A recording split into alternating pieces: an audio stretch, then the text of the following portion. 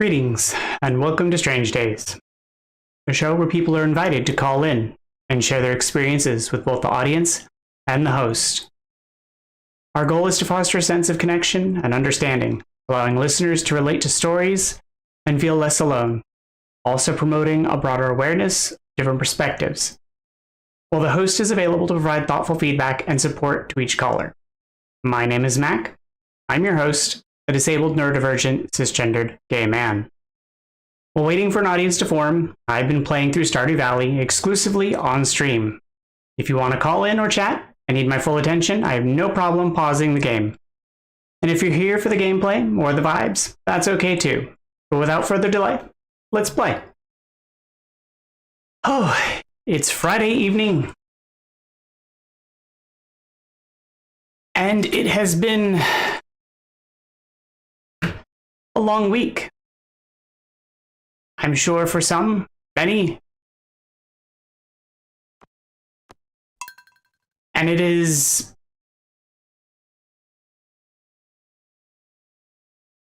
just only the second day of 2026.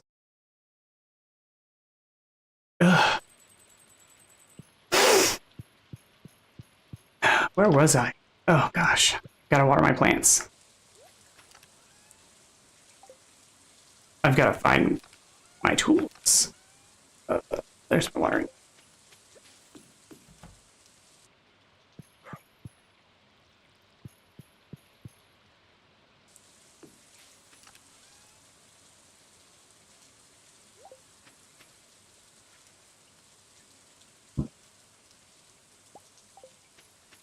Thanks, Linus. I didn't really need more fish right now, but I appreciate it nonetheless.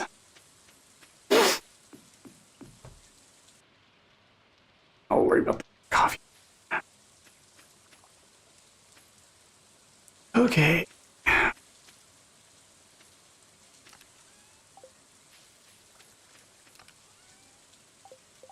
So it was all about trying to figure out what I need to arrange around it. Because I don't think gems really needed to go there.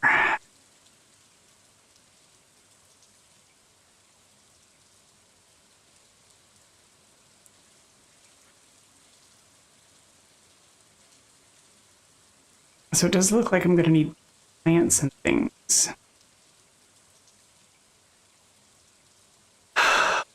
Which is just a little frustrating.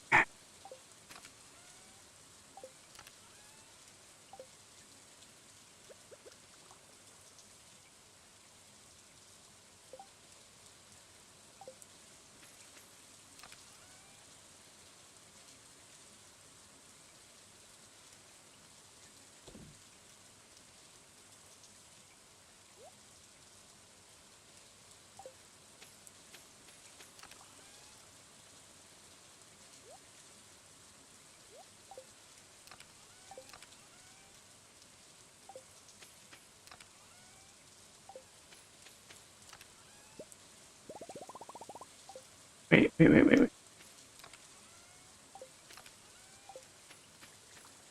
No, yeah, they can go ahead and just get transfer.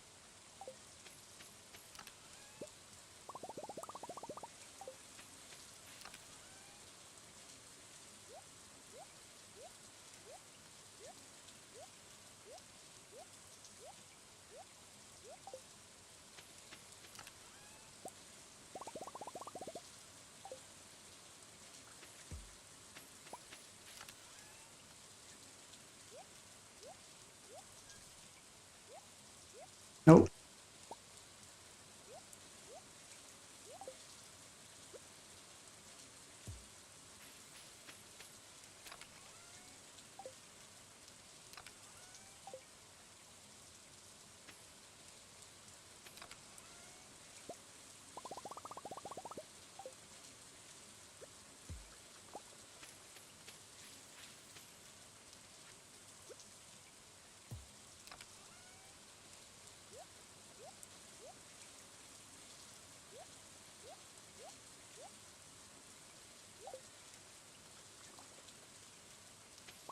Good evening, Trigger. How are you doing this evening?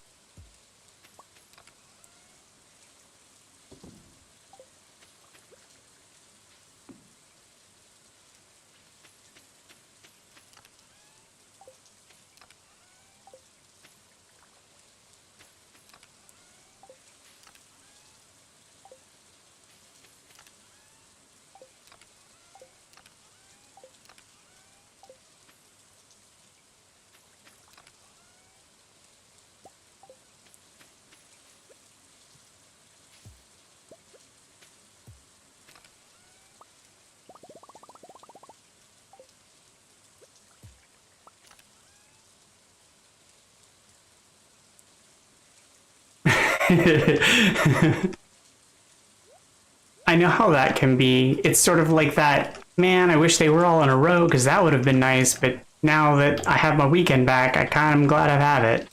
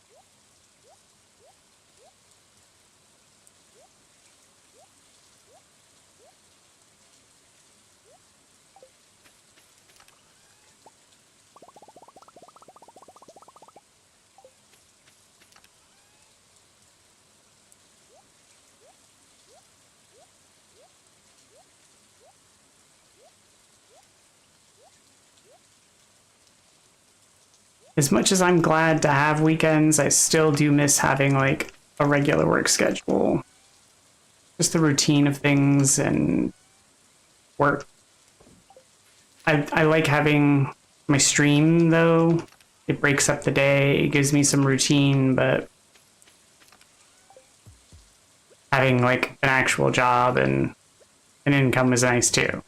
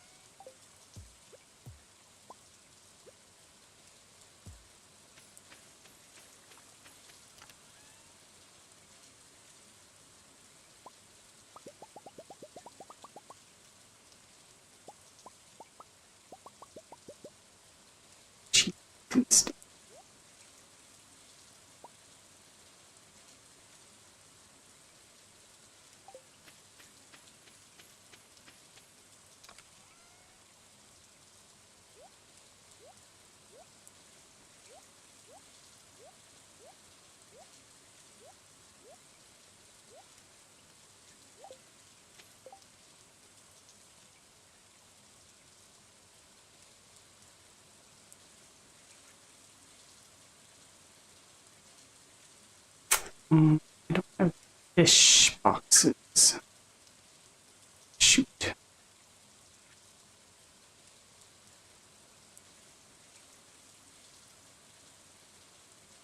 Or the flowers. Crud.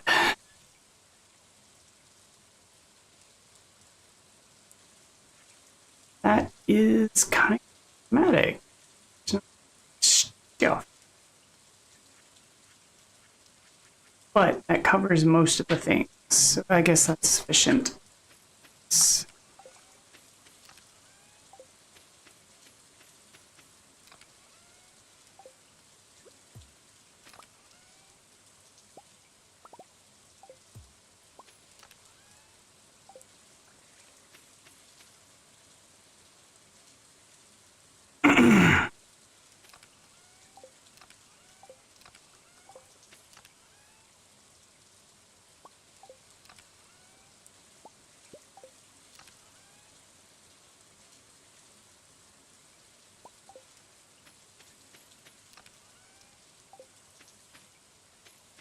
This is my box of stuff.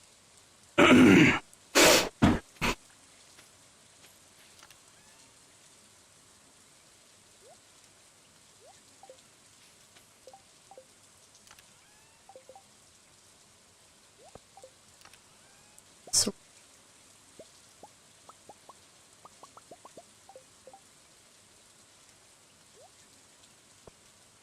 put everything back in order now.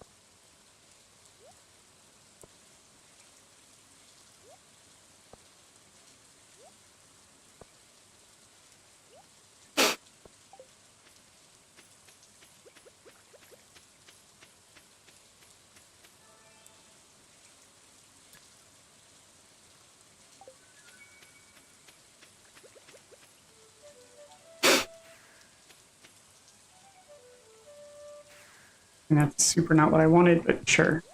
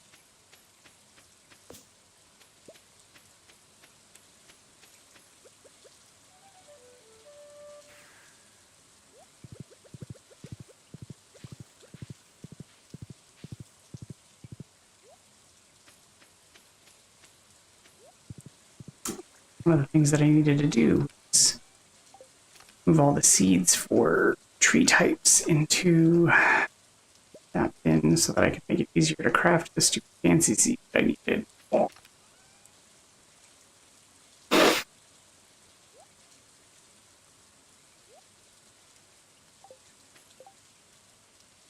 That's what I was actually trying to do, but I didn't want to have to do all the work.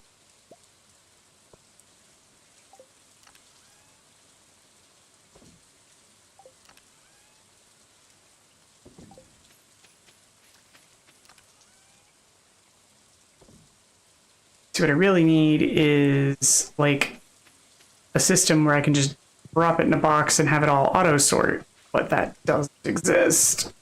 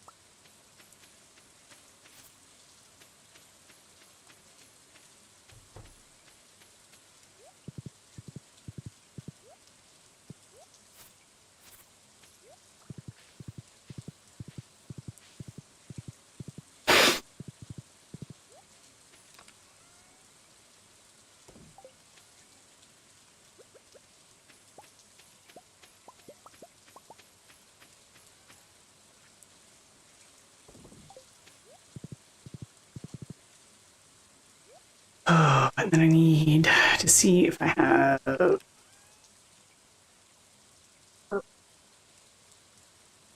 see.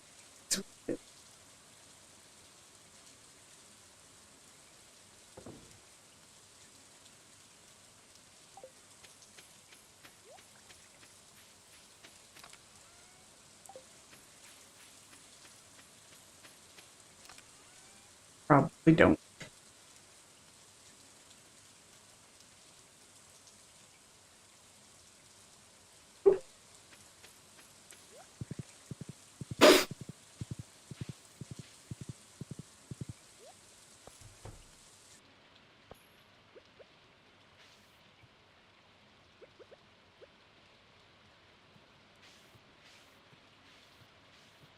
Six, 7, 10.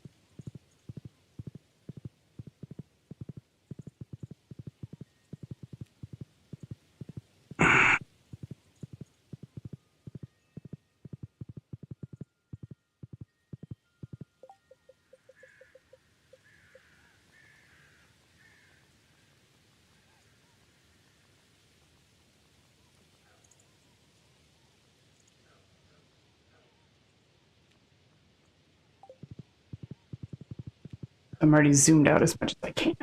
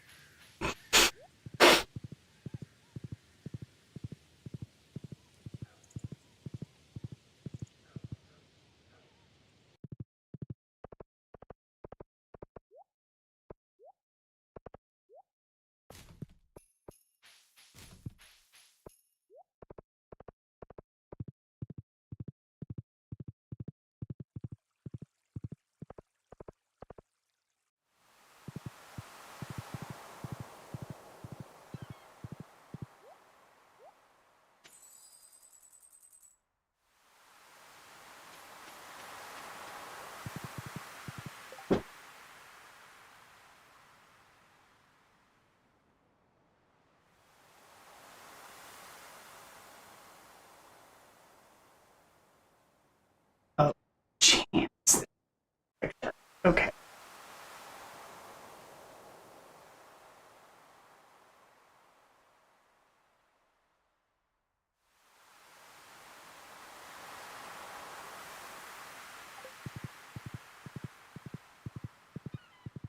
Well, that's a little disappointing, but that's fine.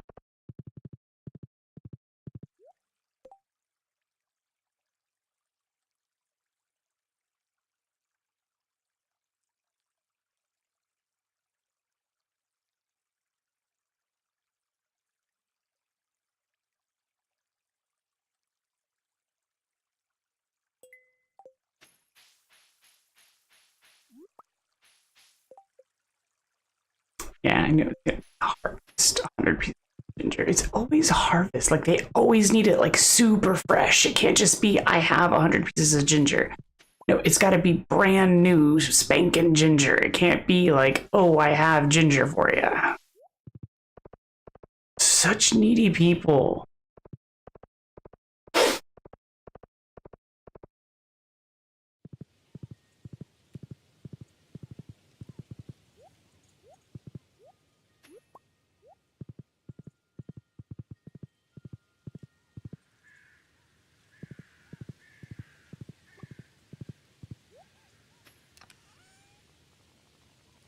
I didn't say it was moldy. I mean, you know that farmers don't keep all of their stuff like in the ground on the stalk waiting for someone to go and place an order, right?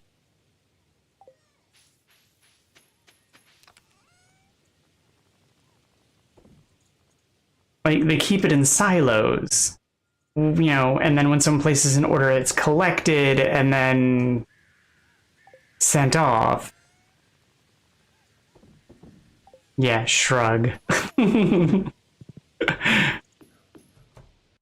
It's basically what I'm doing. I'm keeping it in silos and chests, waiting for someone to ask for it, and then I send it off.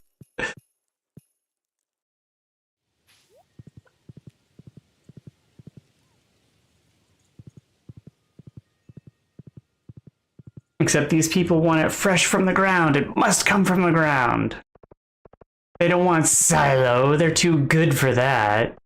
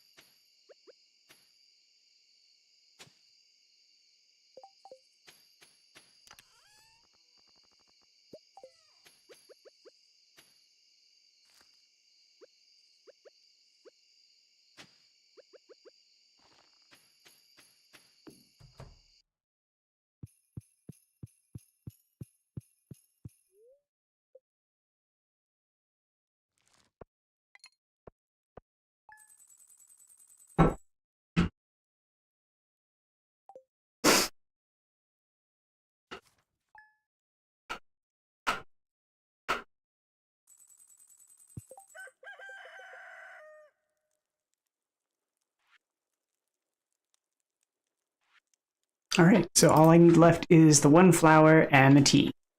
And I will finish the shipping collection. Hooray!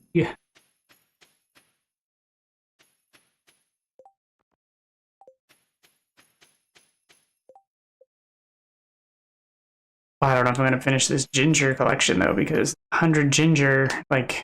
I collected 4 ginger in a day? I mean, at that rate, I'm never going to get it.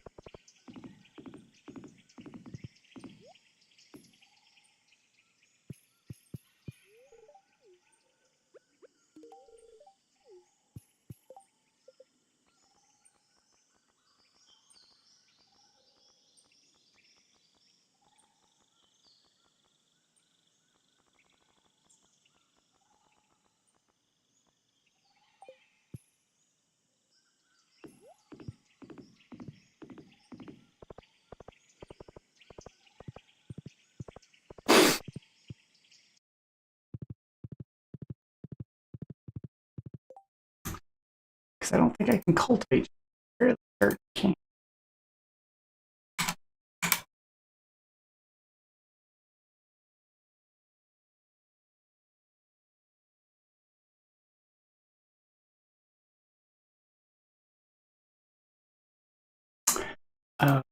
Right. I can go harvest it from the tiger slime, so...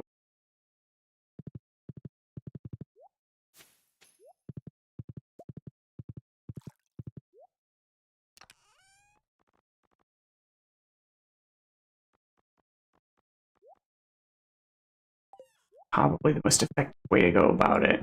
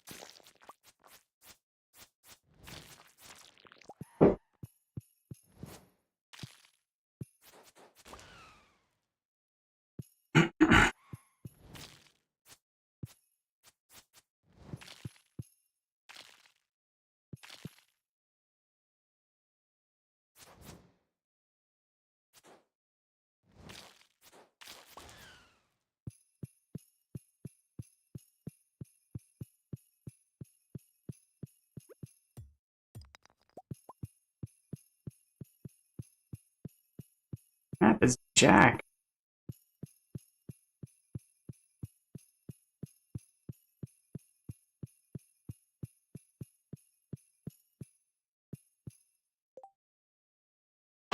Hey casual, how's it going?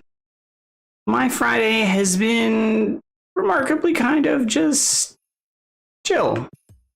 That was really okay. How about yours?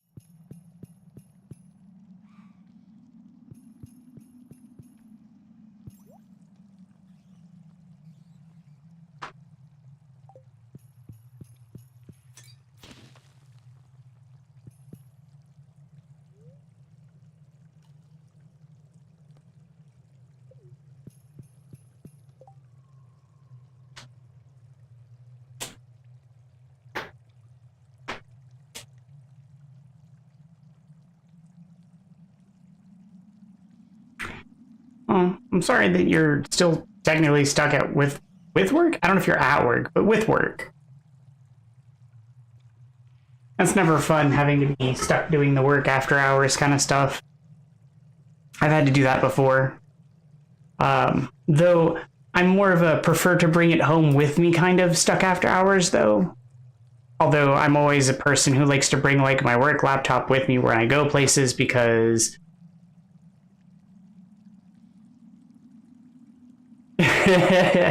yeah, see that's the kind of person that I am. Like I prefer to bring my work laptop with me places because whenever I do like data analysis stuff, if anything ever goes crisis and we have a sponsor who needs something like last minute fixed or changed, I'm always the kind of person who's like, oh, well, that just takes a quick, let me fix that real fast. And then I can whip out my computer and just take care of it.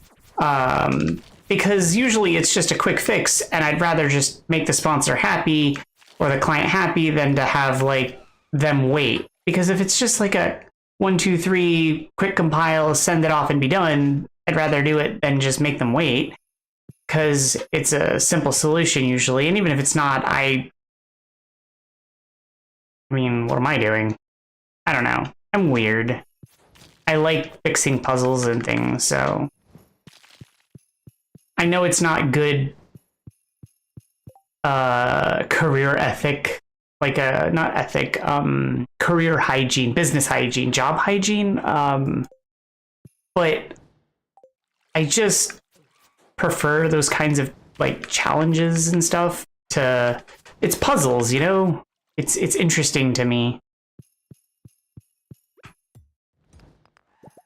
It's the kind of stuff that I actually enjoy doing, and I never seem to have those kinds of projects and tasks to do as a hobby, so I like doing them.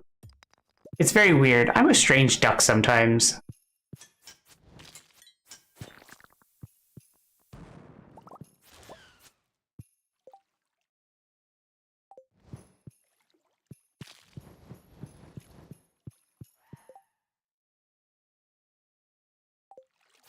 It's sort of one of the frustrations I ran into as I got further along in school when I learned about this kind of stuff and I realized how much I actually liked these kinds of puzzles and this kind of work, that I found out that, oh, you mean I could have majored in this kind of stuff and this could have been the work that I like specialized in?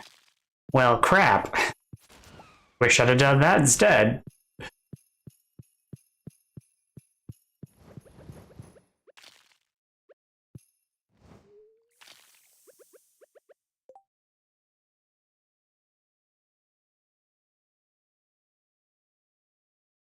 Yeah, I agree. I mean, I try not to, which is why I only do it if it's something that I kind of internally calculate as a quick fix. or it's genuinely something like I want to do. And sometimes there are things where I'm just like, I want to do that thing because it sounds like it's going to be fun. And fun as a personal kind of like, ooh, that sounds like a fun project kind of fun.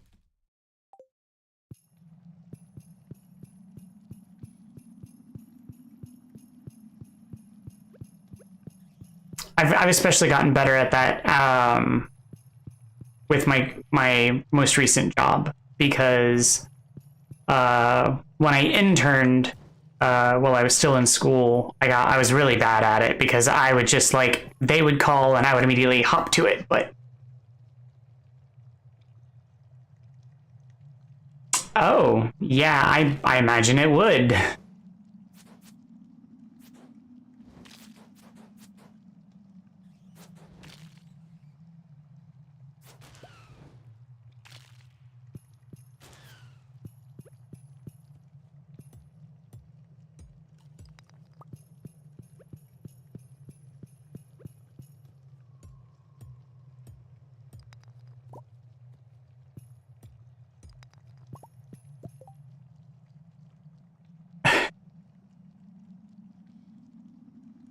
I mean, that's good.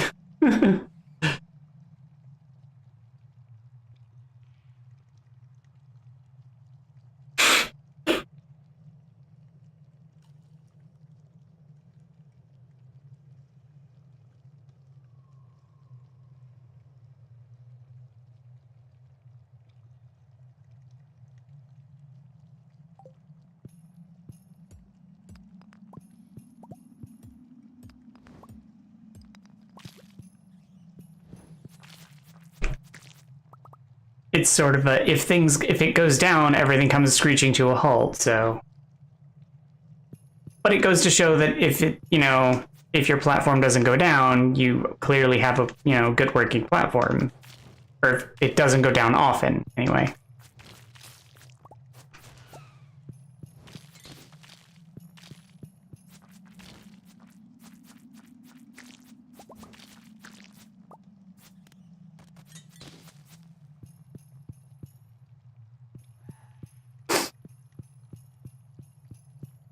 That was one of the things that my old company just had, like so many different software platforms just at any given time.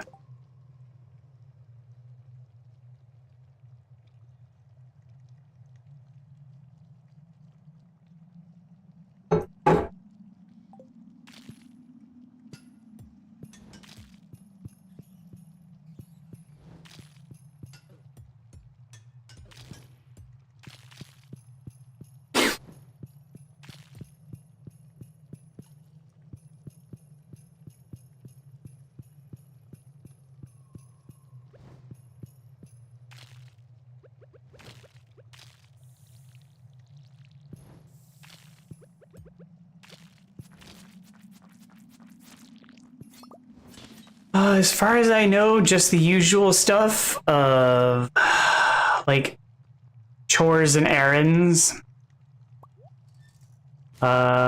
We were talking about potentially going to the farmers market again, but that wasn't made as solid plans last I heard. But because we were talking about potentially,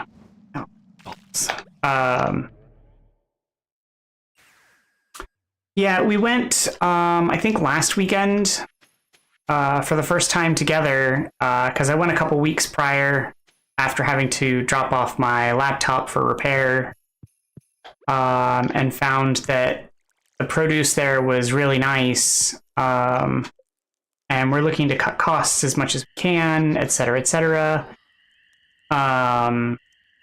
And so we thought to go check it out. And so I took my partner, and so we picked up some, and so we might start going more regularly because trying to participate in the local in the local community rather than at the grocery stores and the big boxes.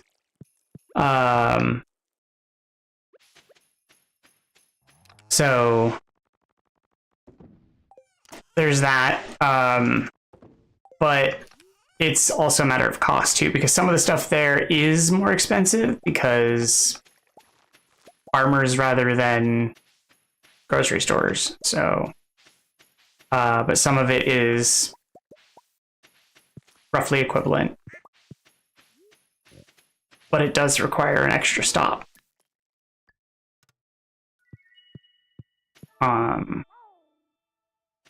So I have to find out what my partner wants to do.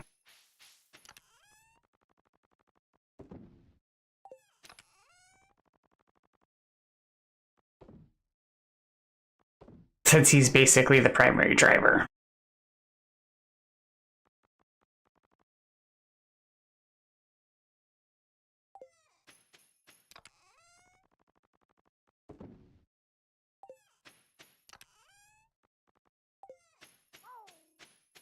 But I was like, a farmer's market was really impressive. And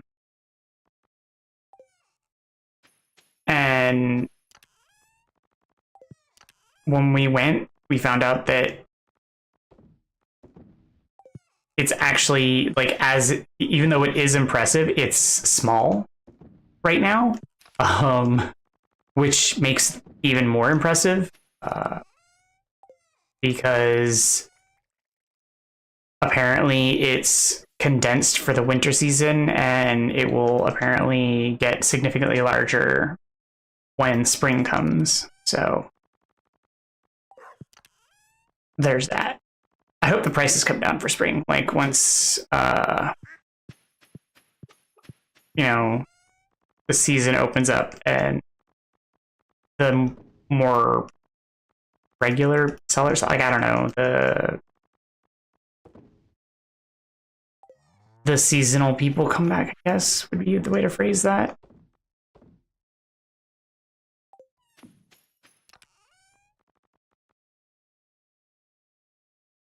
Yeah, I looked at some of the meat prices. I would love to buy locally sourced meat, but the meat prices are just way more expensive than the grocery store right now.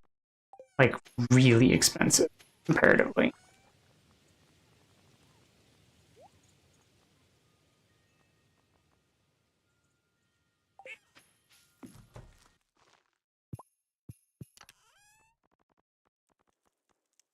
I mean, it makes sense because they're local farms. They don't have the ability to bulk butcher, but I would rather buy from a local farm.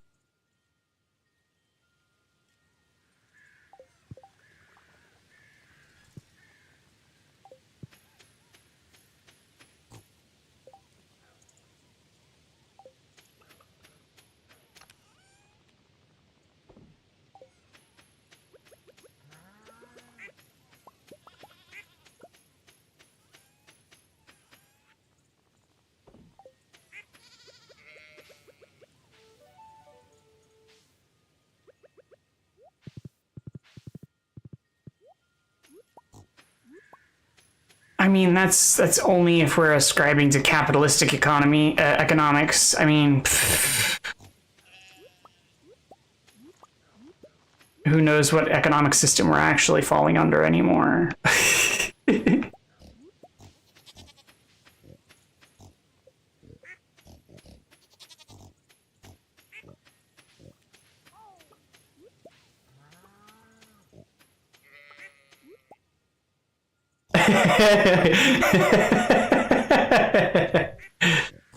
Is that what we're calling it now?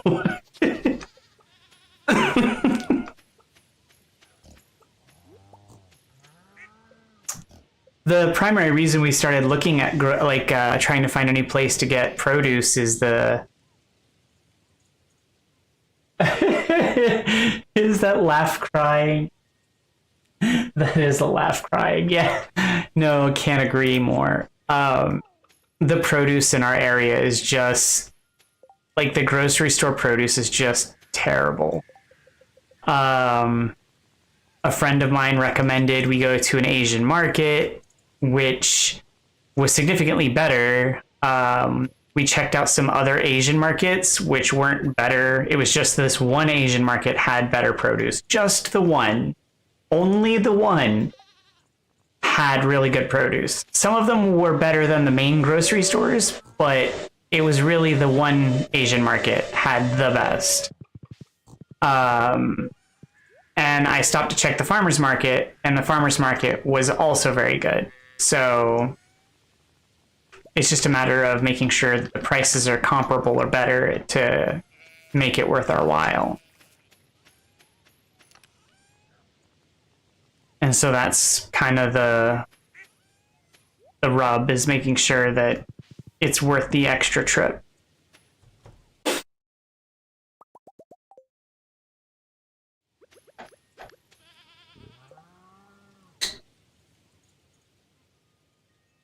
I have not, but I'm willing to learn. What is the CSA?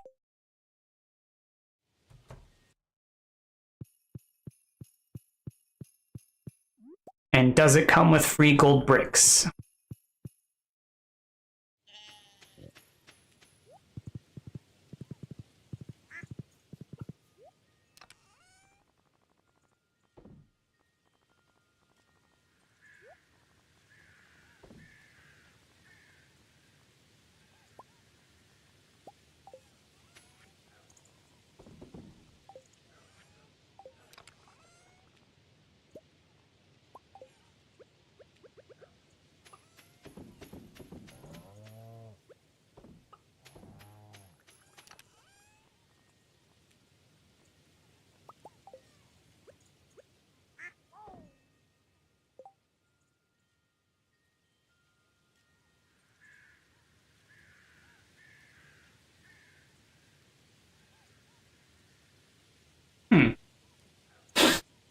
Well,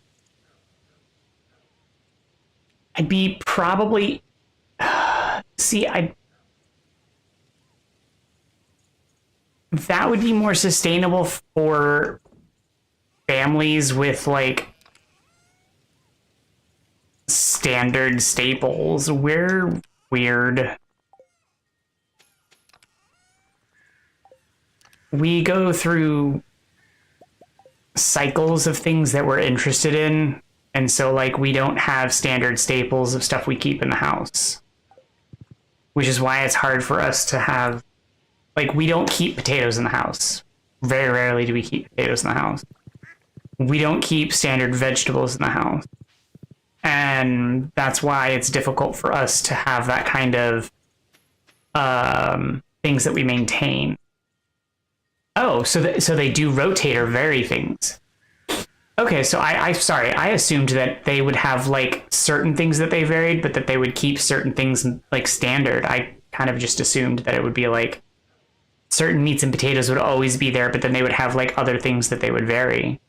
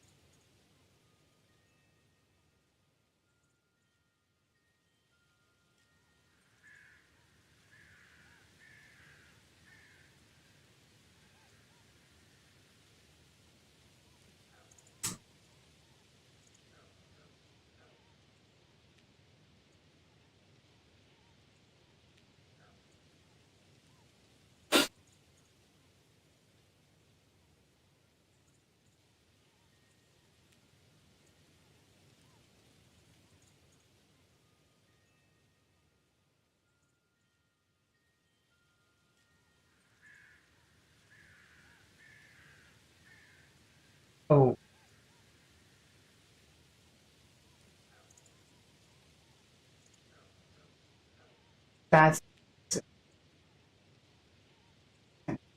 I don't know where that comes from. So I found a CSA in the area, but I don't know what some of the things.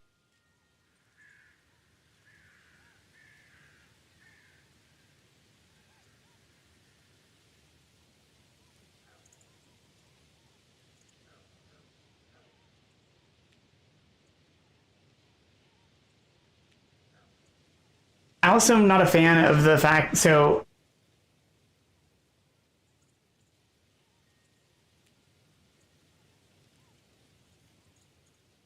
yeah, I don't, this seems expensive. This is $32 per week.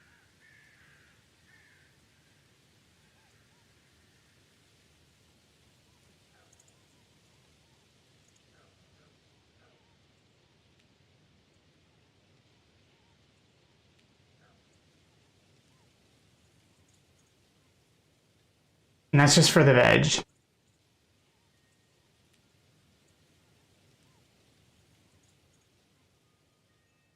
Um,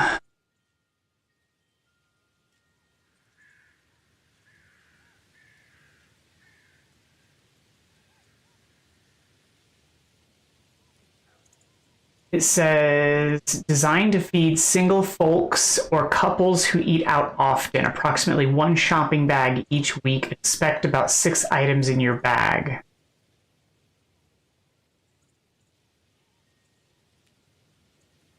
What might I expect to see in my share? For example, in July, 1 head of lettuce, one bunch Swiss chard, yeah, 1 fresh garlic, or 1 bunch scallions, 2 pounds summer squash, 1 bunch basil, or 1 bunch dill, 3 cucumbers, 2 pounds potatoes.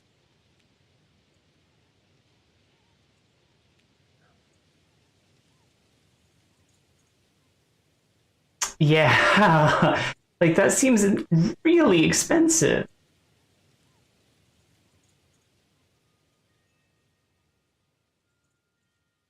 Because like and they don't, and it's not year round either. They only do it during the majority of the year. Like they have off season, which is fine, but it seems odd that they don't have like reserve veg to cover off season too.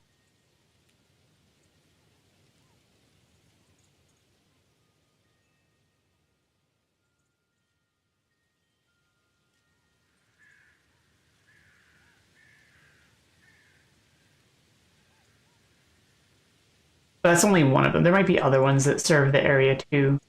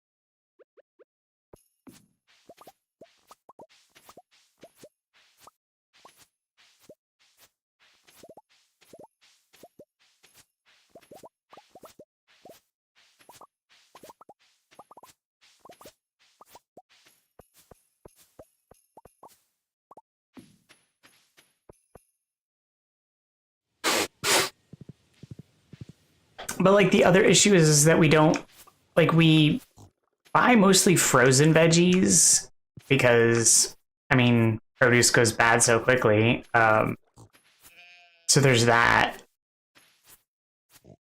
I don't know. I guess Florida just spoiled us in the fresh produce area because it's like the produce in Florida just was really good and it just lasted forever.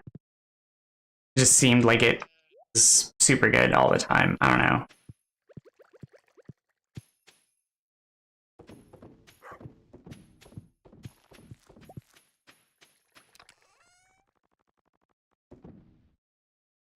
Maybe we're just crazy.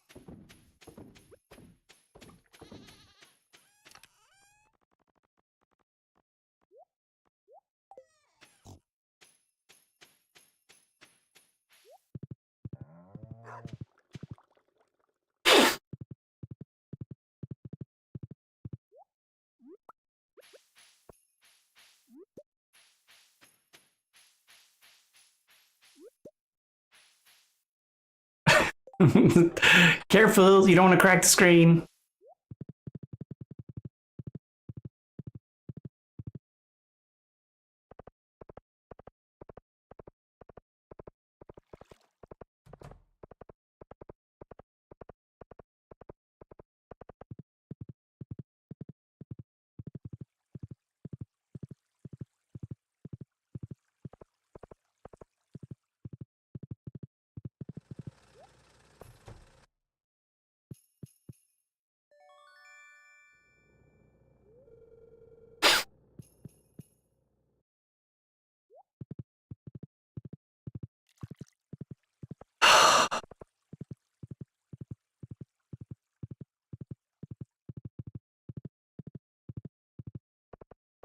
Maybe that's what I'll do this weekend is try putting my laptop back together.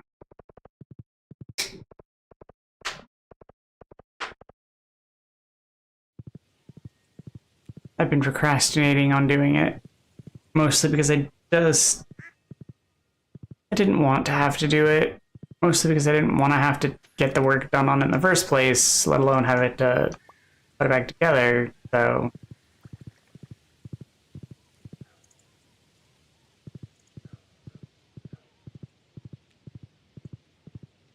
Right. Oh, went too far.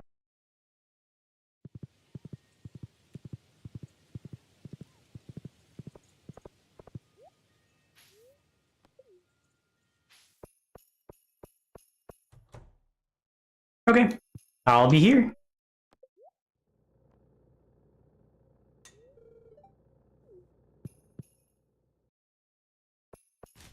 At least I should be.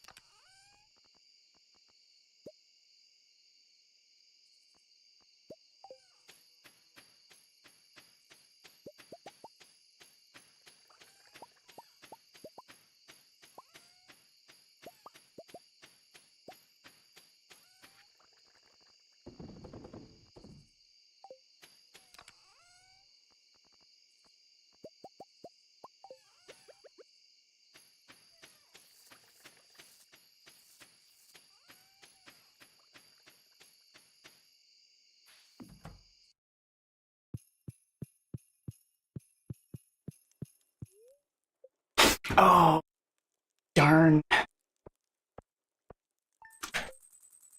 was that sound? Okay. Yep, I missed it. Darn it.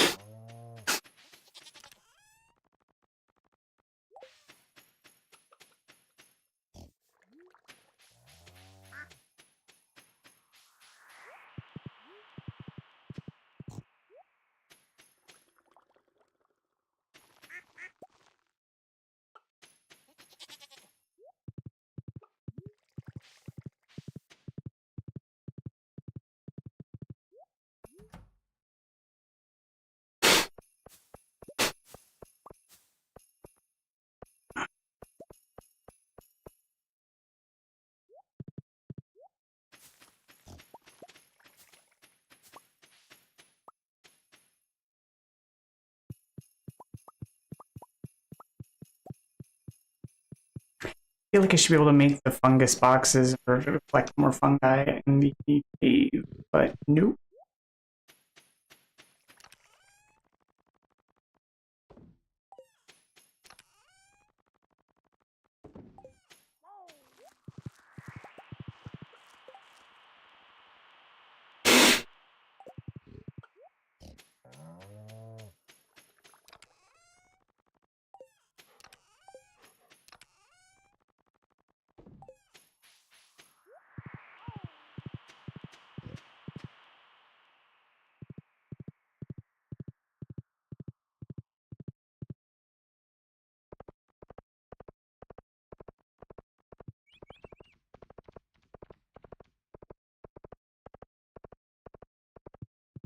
I also feel like I should create an awning or something to cover the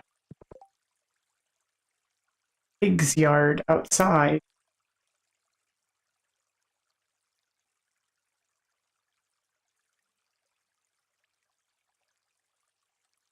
So that way they can continue to find truffles for. Apparently that is also unreasonable.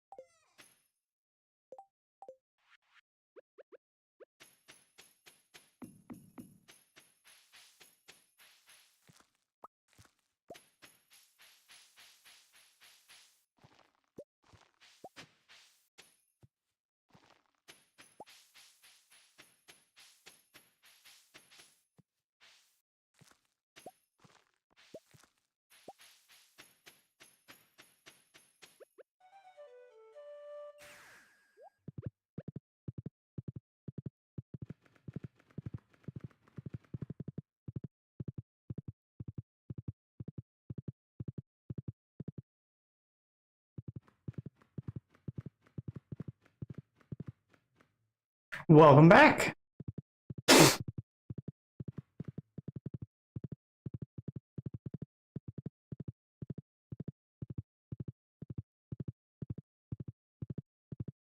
You missed the lovely spam, so not much.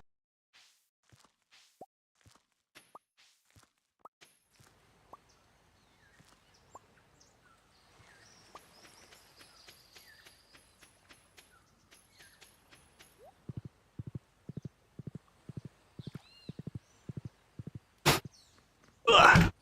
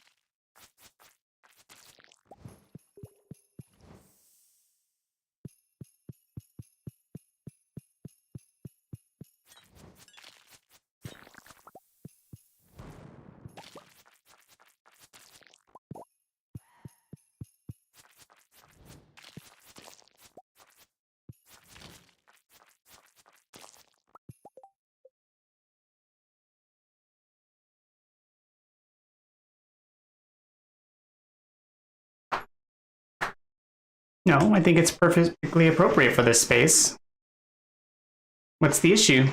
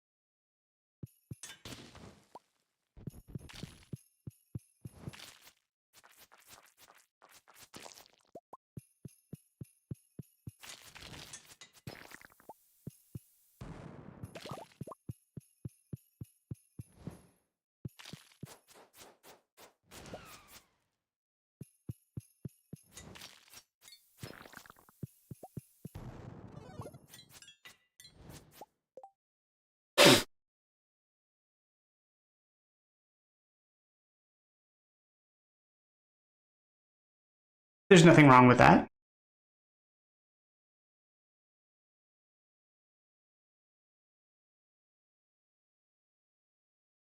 So you are allowed, so you don't have to identify as non-gender, so you don't have to be gender fluid. You do not have to be non-binary. You can be okay being identified as any. You can be okay being misgendered. But if you have a preferred pronoun, that is also okay.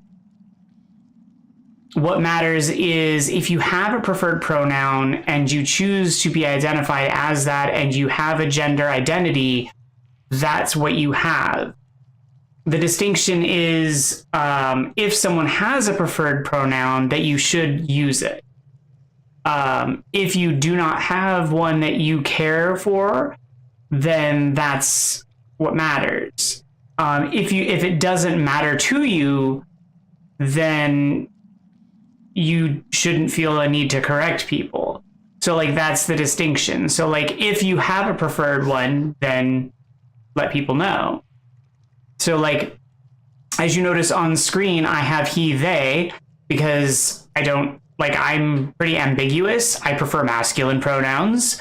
But if you use they, I'm not bothered by it. I also, as I made Al's chuckle, like I also respond to you. So, because sometimes someone will shout, hey, you. You is technically a pronoun. I also will respond to that, because if someone shouts, "Hey, you," I generally will look over to see who they're yelling at. So I respond to "Hey, you." But I respond to he, they pronouns generally speaking, but I have also most of my life been misgendered in non-visual environments. So over the telephone, typically. But I prefer masculine pronouns. I'm a guy. It's just, it's something that frustrates me.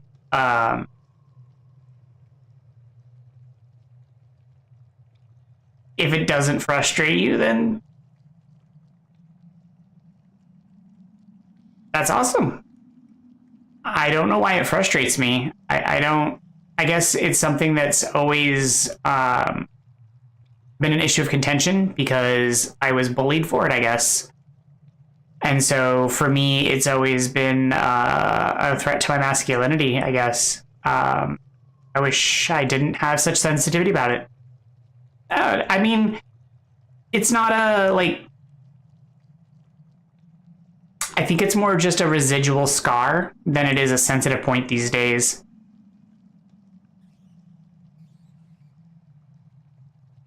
I don't really take offense to it really anymore, I don't think. Because I used to get really aggressively angry about it, but these days I would just be like, I'm a guy. I mean, actually, I don't really correct people over the phone anymore. I would just be like, I just move on. Because it's not even worth it.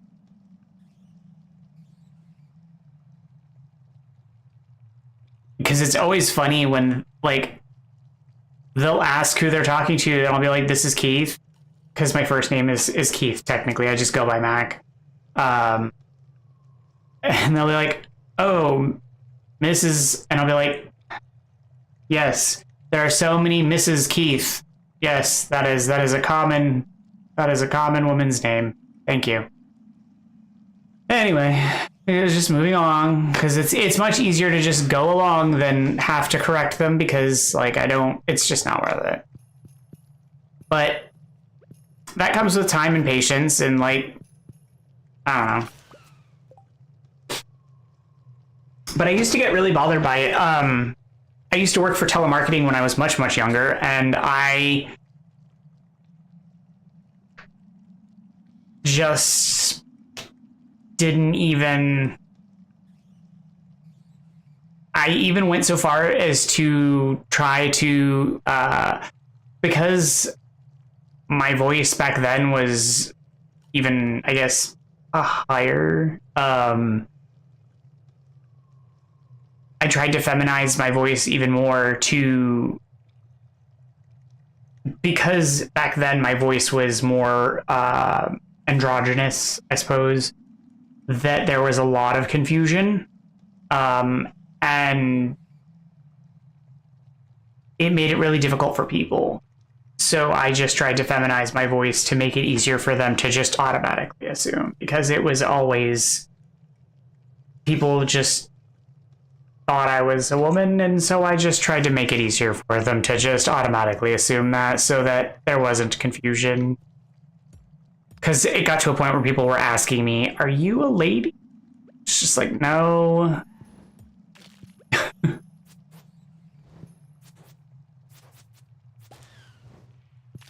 But if it'll make my job easier, I'll just pretend. But that was a long time ago. I mean, it was back then.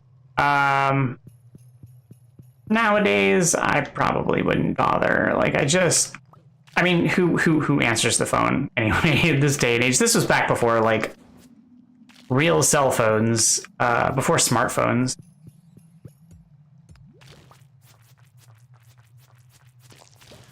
But, like, who answers cell phones in these day and age? Like, I can't imagine that telemarketing is doing all that great.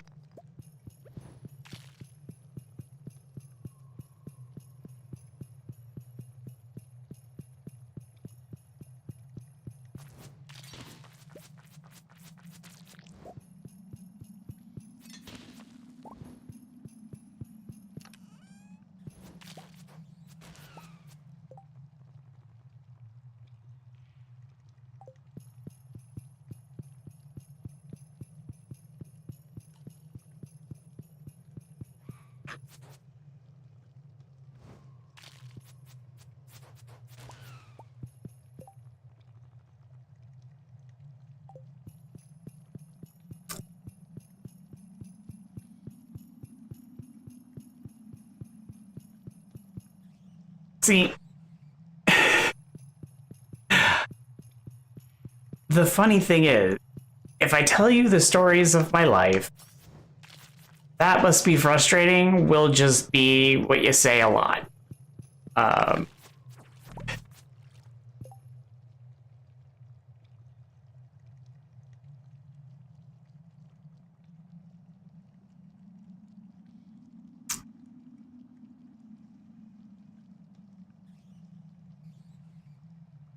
I mean, I should probably do the same too.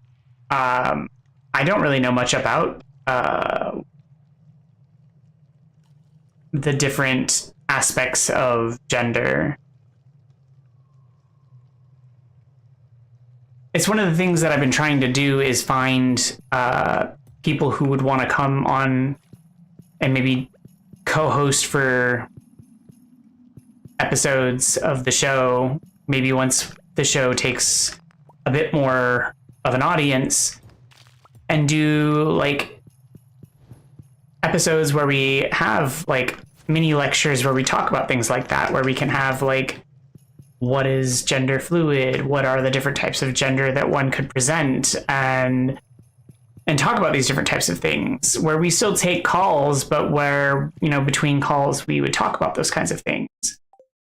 Because I think it's important, because not everybody knows these kinds of things, and we could have those kinds of educational sessions between calls, and, you know, people could learn things while also dealing with issues. And then we could clip those, put those on YouTube as separate videos. Upload those onto TikTok, make them as like clips that are searchable.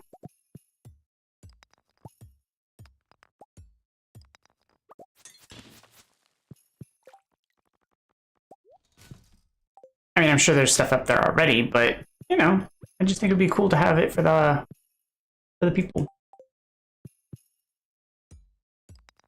Because then we could also have Q&As where we have those types of experts also answering questions with the audience.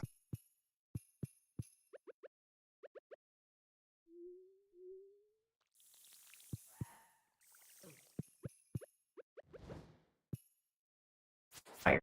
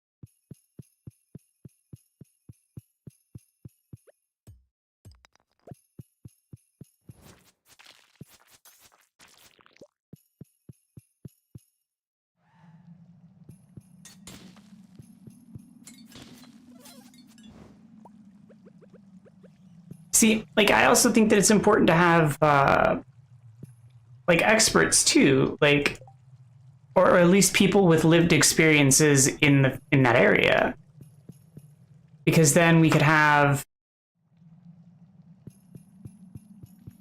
you know, people who are of those experiences or of that area.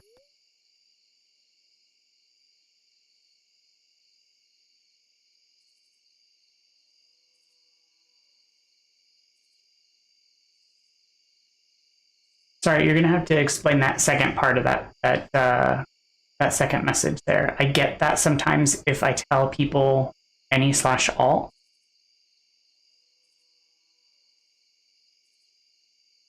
Like the first part I understand, the second part I don't follow. I get that sometimes if I tell people, oh, are any and all. Oh. So I think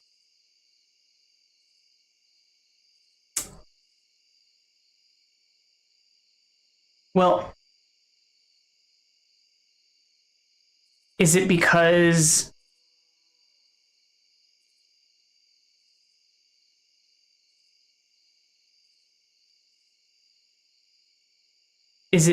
you feel like taking on those other pronouns is a masquerade, like it's like you're pretending, or is it that you feel that the way you're phrasing it is poor?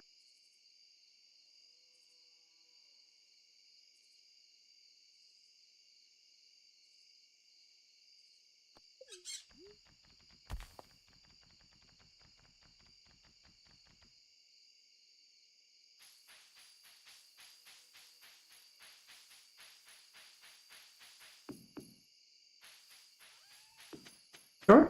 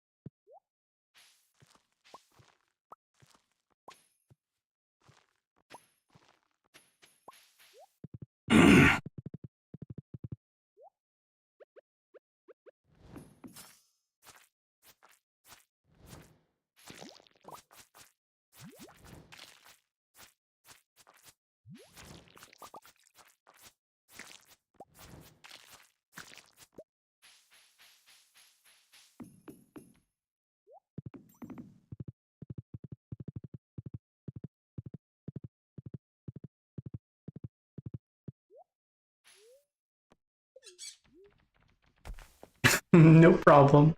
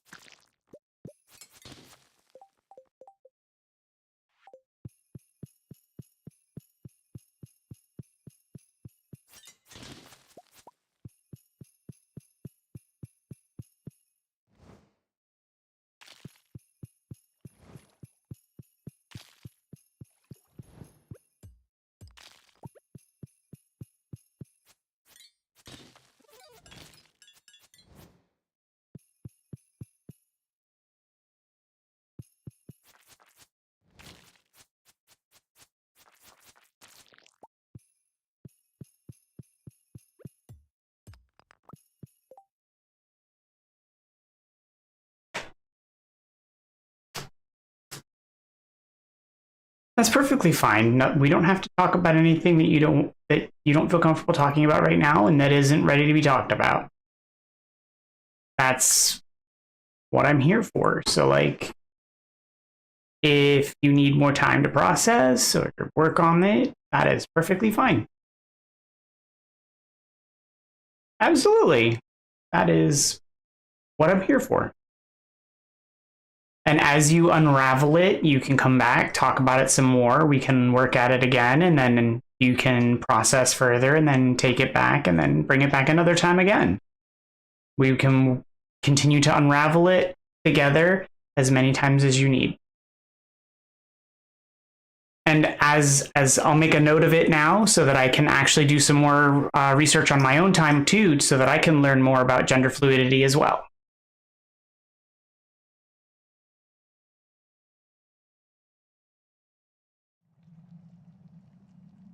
So that way, next time, I'll be more prepared to help you as well. So that way, I'll be a bit more brushed up on what gender fluidity is and the distinction between gender fluidity and maybe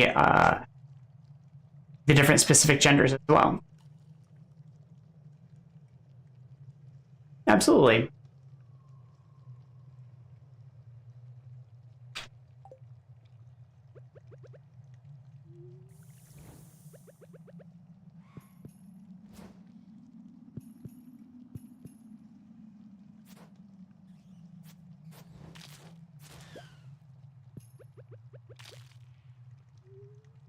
Although I'm also a terrible, like, neurodivergent type person where I'm like, you start talking about it and I'm immediately like, actually, I don't really know what that is. And then I'm immediately like, I'll just open a browser window and check right now. And I'm like, no, I can't do that while I'm on stream because that's terrible. That requires a lot of reading, and then people don't want to stare at me while I'm just staring at the browser window.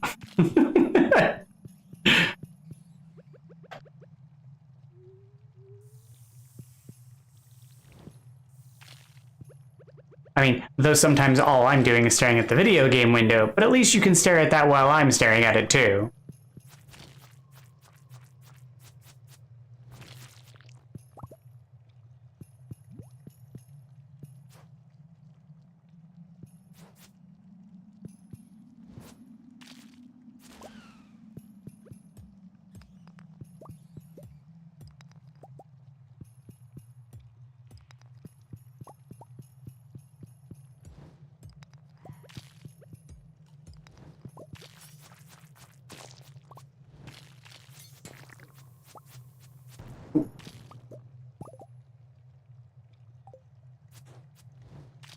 I mean, that's really what. So it's funny. All of well, I hate this term, but all of the boomers are like, damn kids and their computers always sit on the internet, just can't focus on anything. And all I can think of is, no, actually, that's all they do is focus on things. They're constantly learning. Like millennials, zennials, Gen Zs, like that's all they're doing. They're constantly learning. That's all they're doing. Like even when they're looking at their social media and stuff, they're learning constantly. They're looking shit up all the time. It's not what the boomers are thinking is that they're doing it, but they're learning all the time, constantly learning. It's not what they think of as learning, but that's what it is. Learning how to make the social media engine work, learning how to deal with, the applications, learning how to deal with processing, learning about different types of internet searches. It's constantly learning.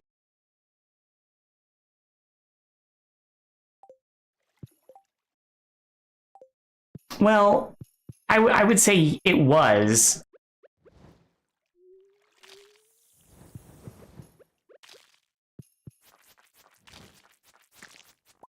It was available to us. Now it is a jumbled mess of lies. Once all the bots took over the internet and AI got into the mix, we can't distinguish what's true anymore.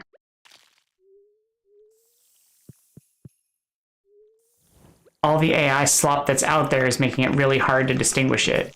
Yeah, I'm absolutely with you. Wikipedia is truly going to be like, yeah. As soon as I get a job, that is going to be one of the few, like, Wikipedia, Electronic Frontier Foundation, and the Human Rights Campaign are the few places I'll be putting my donations.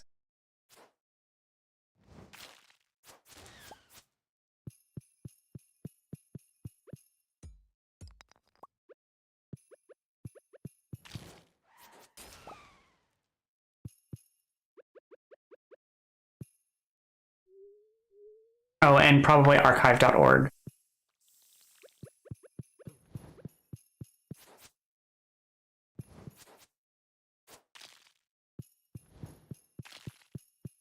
They're the only ones I trust.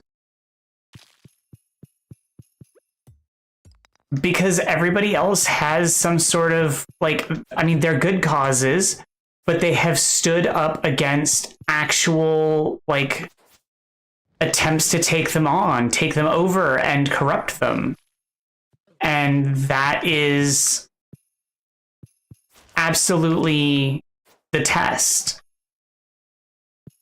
Like, when COVID happened and archive.org and the Internet Archive was like, hey, here's a whole bunch of stuff. Entertain yourselves. We're in the middle of a crisis. And governments were like, but no. And Internet Archive was like, but crisis. And governments were like, but no. And the archive was like, but crisis.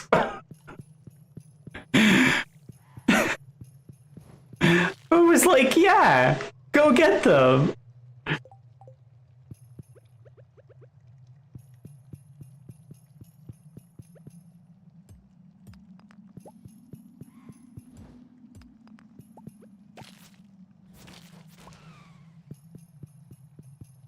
And Electronic Frontier Foundation is constantly fighting against internet censorship.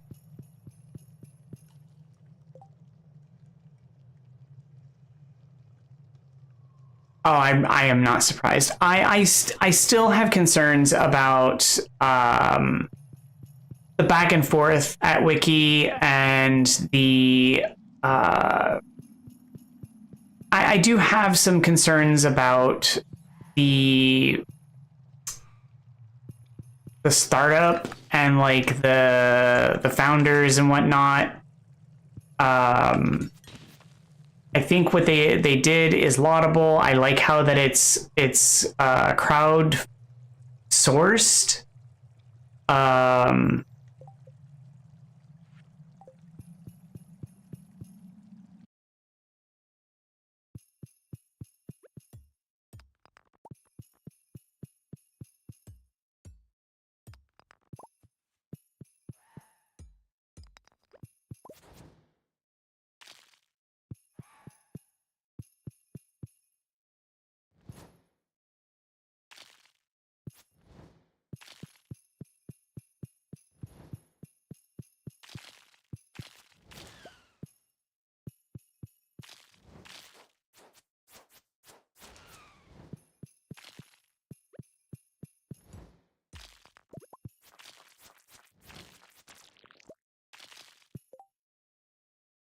Yeah, the Encyclopedia Britannica. Yeah.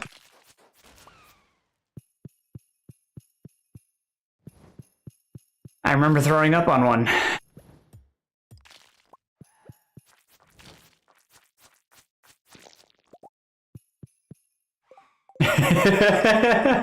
It was SpaghettiOs.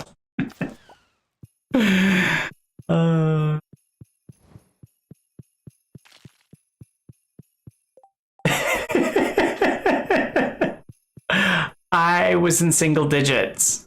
Don't ask me how I remember it when I have, like, very few memories of, like, my childhood. But yeah, I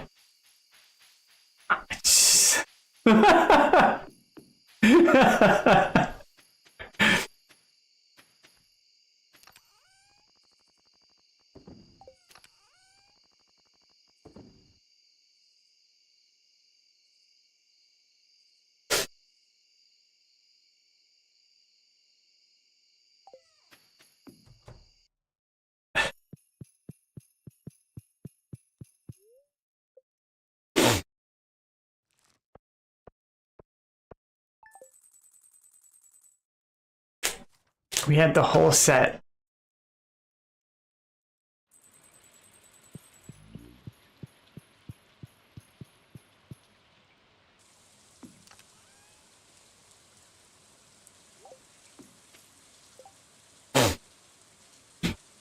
Yep. Do you remember Encarta?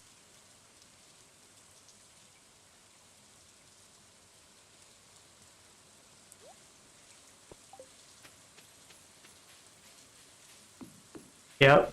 When Britannica basically was digitized pre-internet, but still digital. Oh, I didn't want that.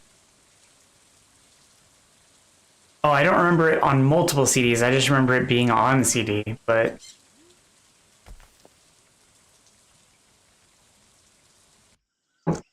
I remember the internet when it was ASCII, when it was a BBS internet.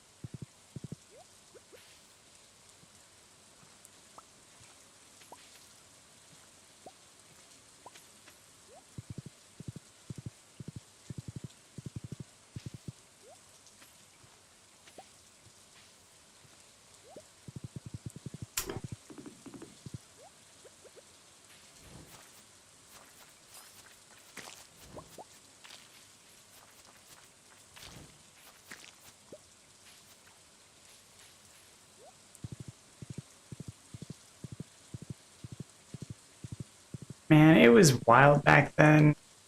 Back when you could go to computer shows and get like bootleg games and stuff on floppy disks. And oh, what do we got going on? Oh, you actually have a copy of it? Is it yours or did you find it online?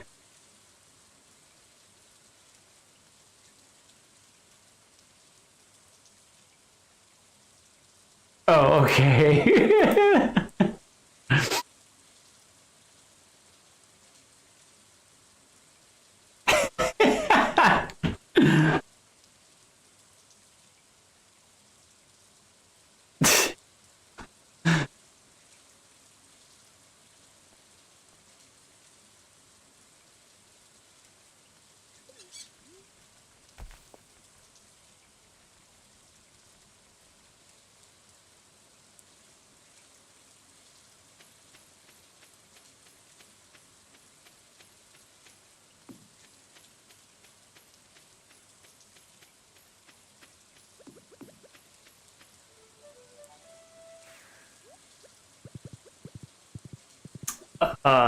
That Microsoft Bob was a thing.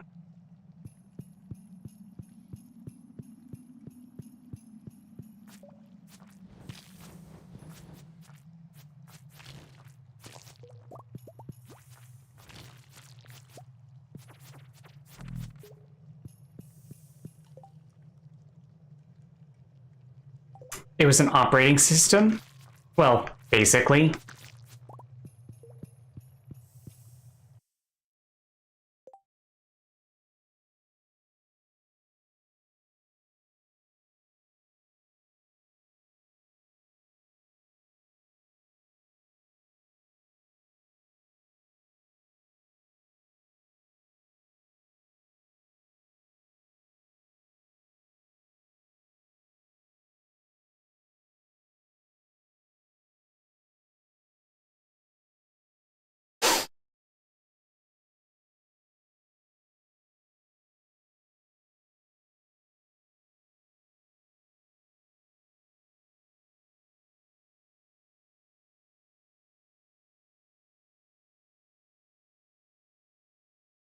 It was like an interactive user environment, but like kidsy. Uh,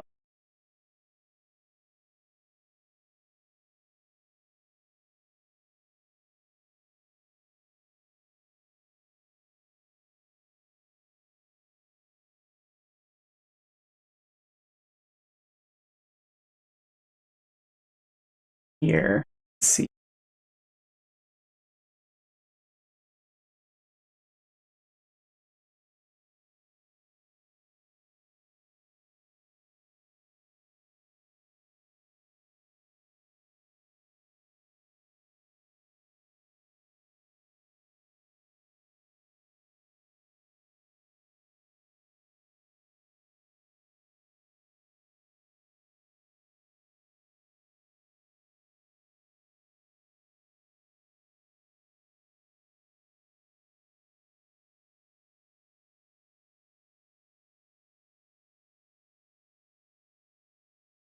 I put a link in the Discord.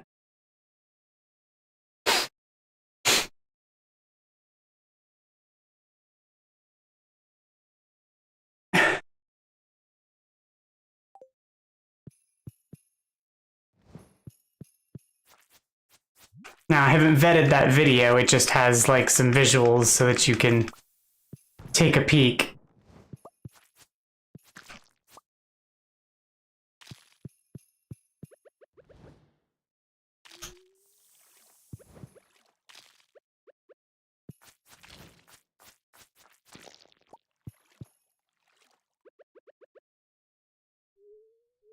It's very putt-putt goes to the car wash nonsense.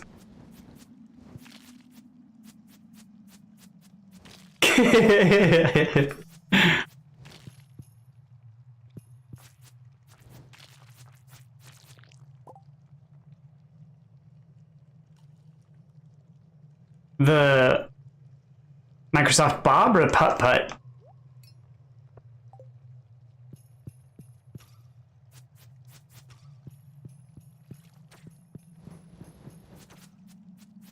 Oh, yeah, I missed it too. I've come across it in like old references and stuff.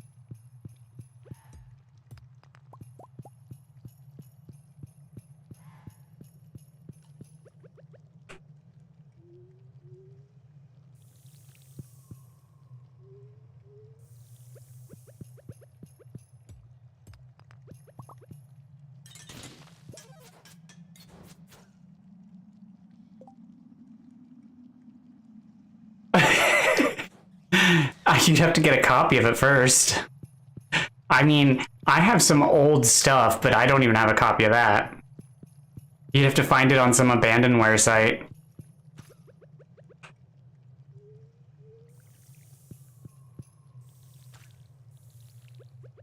Like, I have legitimate licenses for Windows 2000, 95, 98, but I don't have a license for that.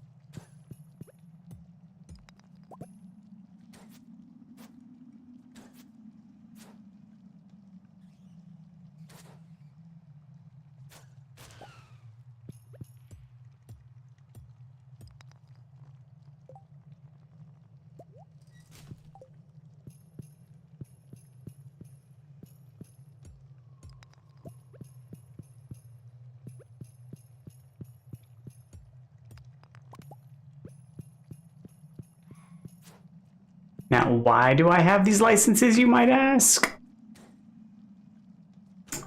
Very good question.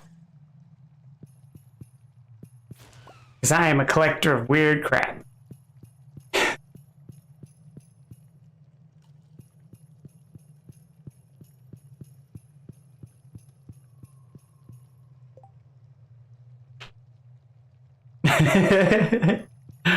Although, it's Microsoft. For all we know, it's not abandonware.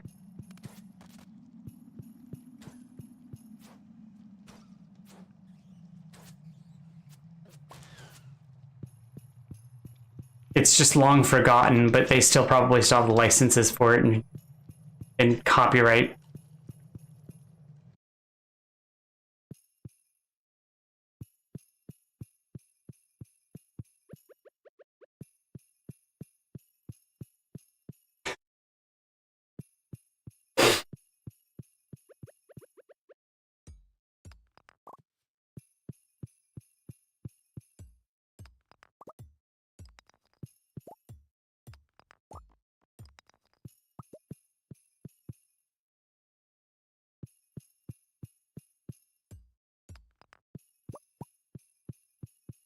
Although it would have been funny if they'd rebranded their AI Bob, make it open source. You'd have to reverse engineer the code.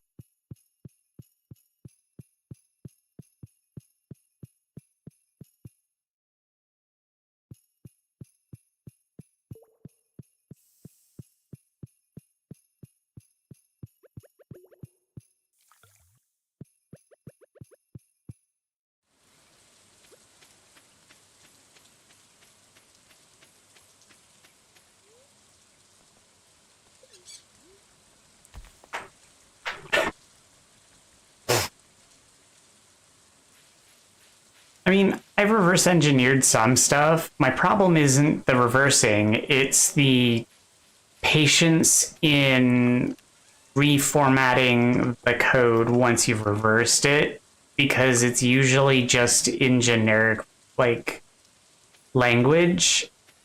So it's like variable 1, variable 2, variable 3, and then you have to like relabel it into usable language. And that's less fun. But it depends on what it was in the first place. So I don't know what language it was written in.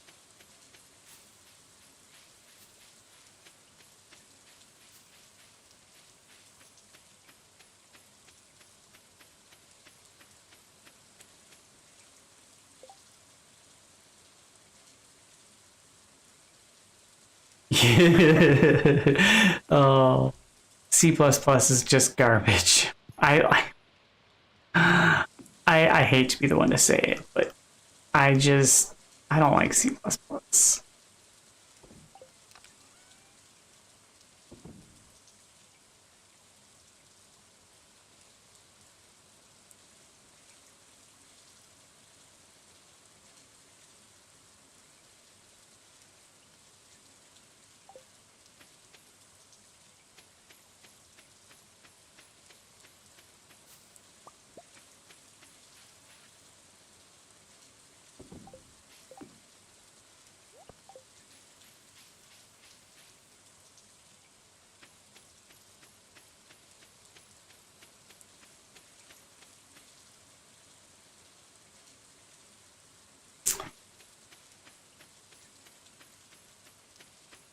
So I had an entire class on C, and it was fine. I was okay.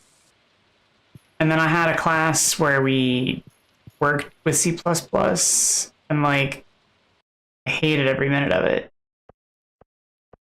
It was just confusing and a mess, and nothing ever worked right.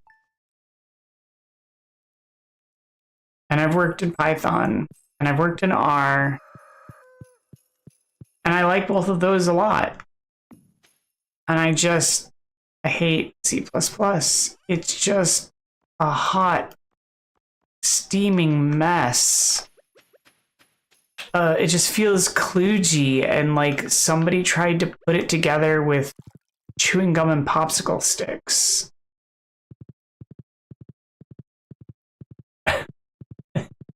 I just don't like it. It just doesn't feel like it should work. At least to me.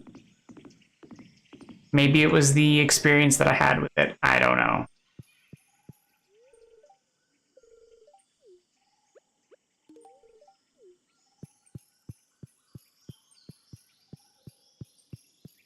Yeah, I know. And that's what's so confusing about it. But it just feels like it shouldn't be.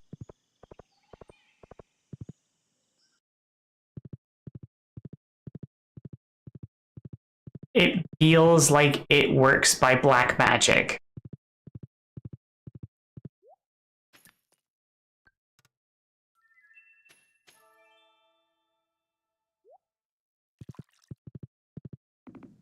I also don't like that it has 17 different like compilers and everyone has their own compiler, and that there's just not like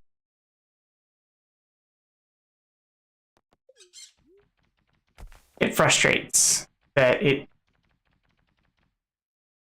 I don't know.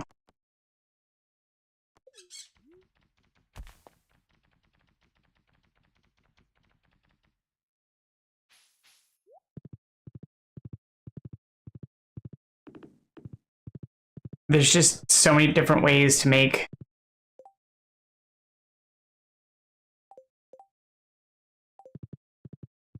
oh well, I mean one of these days, probably not in this lifetime, but one of these days I'm gonna follow through on my promise to get rid of Windows and just finally be done with Microsoft and move away from it forever and never come back, because I am just over Microsoft and I'm gonna live in Linux and be done with it forever and ever, because I hate Microsoft so much.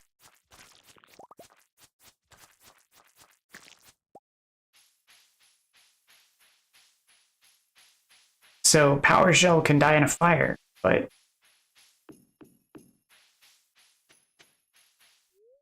that's where I was going with that commentary.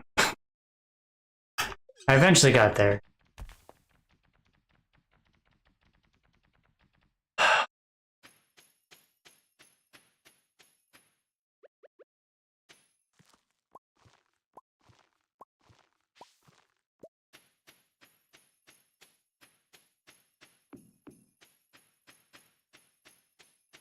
I've been trying to get out of Windows for years. Years. I swore when I finished school I was gonna get rid of Windows on my home PC. And when I started my work job, I would try to get a Linux machine and be done.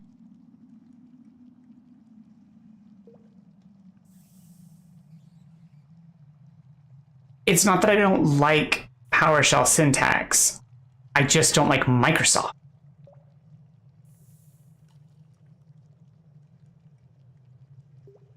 I'm just over Microsoft. I'm tired of Microsoft forcing shit down my throat at every turn.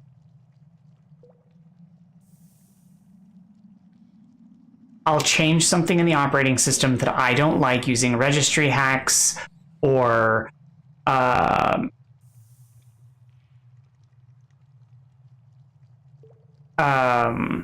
what is it? Oh, I can't think of it now. Group policies. And I'll take a Windows update and oh, it's all changed back.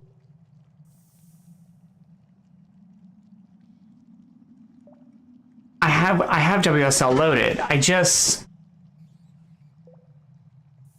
want to get away from Microsoft entirely. I'm tired of their bad faith actions. Like they have absolutely made poor decisions. They have made their entire operating system work against the user. I'm just over it.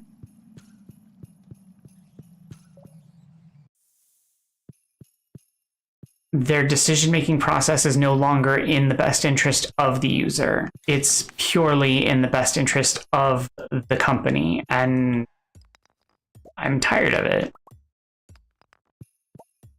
It's gotten so bad that even game companies, which are the only reason I use Windows, is...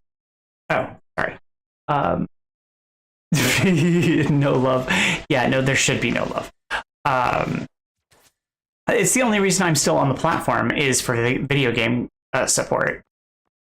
But even the video game companies are starting to abandon. And my biggest gripe right now is that these new anti-cheat measures that these game companies are using are low-level drivers that are hooking into kernel controls. They're too invasive, and they're not being transparent about these anti-cheat features, and they won't work on Linux, which I guess is a boon, but it's problematic for purchases and stuff. So like they're not being upfront about it all the time. And I kind of need to know that if I'm going to switch to Linux beforehand. So some platforms are being a bit more honest about it now. Like I think Steam is doing a better job of being clear when these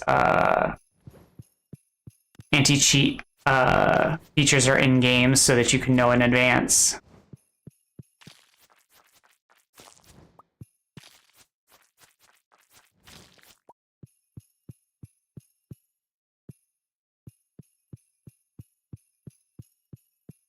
Because like right now I'm dual booting. I just haven't done much work in my Linux environment. Mostly because I stream twice a day, Monday through Friday, so like dual booting would require constantly rebooting every day.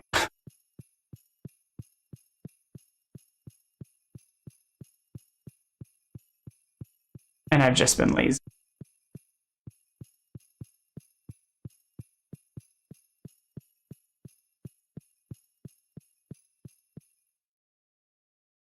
I don't think we're going to see owls today.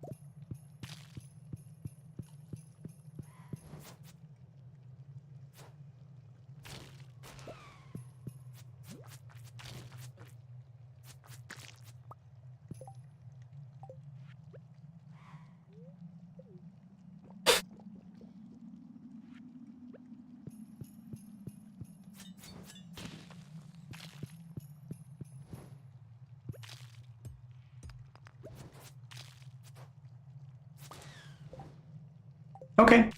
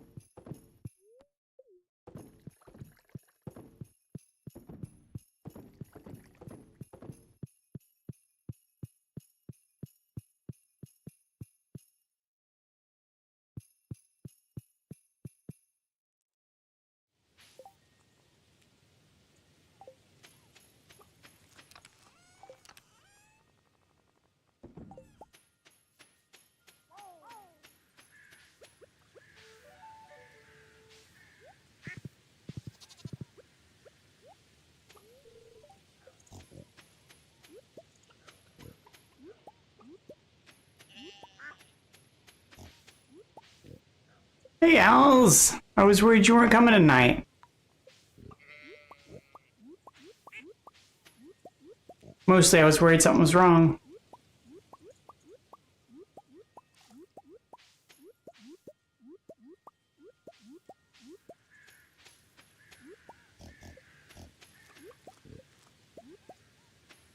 No, I'm fine with late. I was just worried something was wrong. That's okay.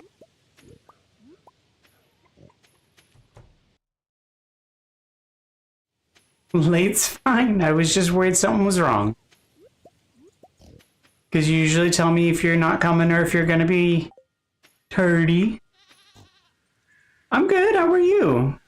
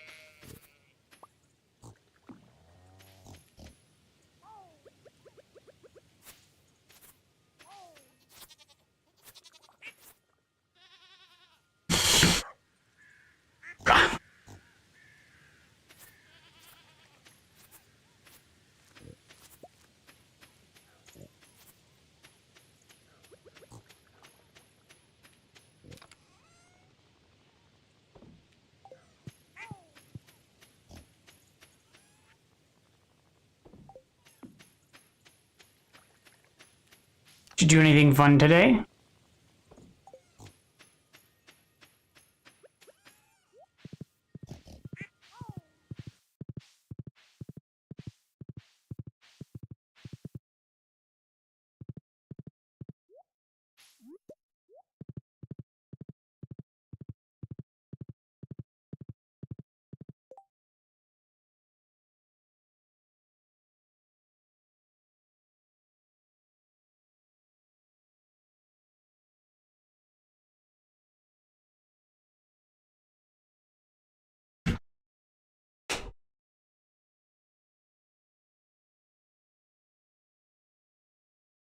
No. I had a stream, and then I had my work support group meeting.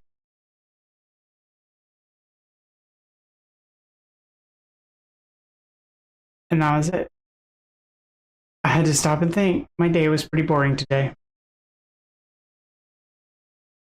think that was it. Oh, and then I did some cleaning. uh,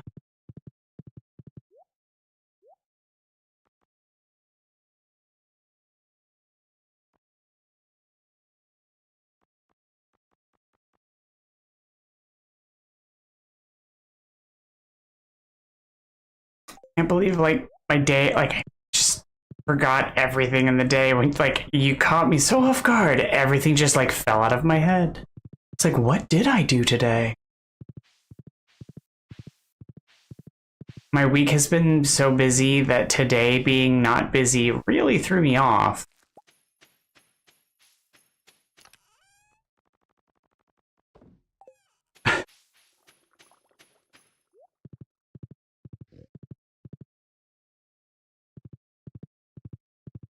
I mean, you say fair enough, but it really isn't because today was not very busy. Not compared to like all the other days I've had.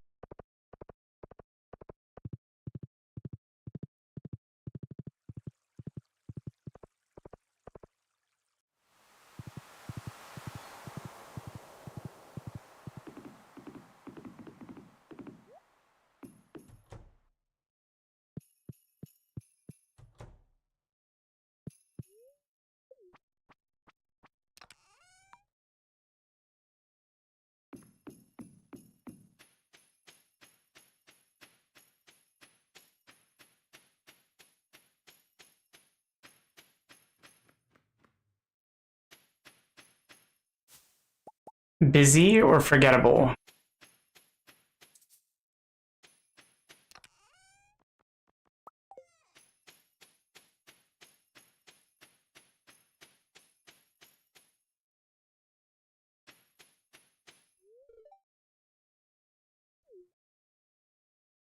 Oh.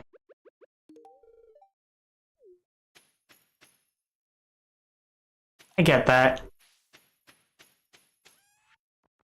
I mean, my days usually are, which is why I try to like insert different things midday.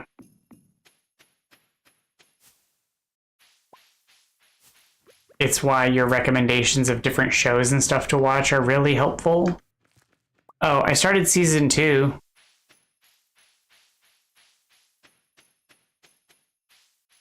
I kind of expected it to not be about the same story. So that was interesting. Oh. I mean, you were telling me that you didn't do any preparation stuff until like right before, so I wholly expected you not to do any reading of the case study until the 4th or whatever.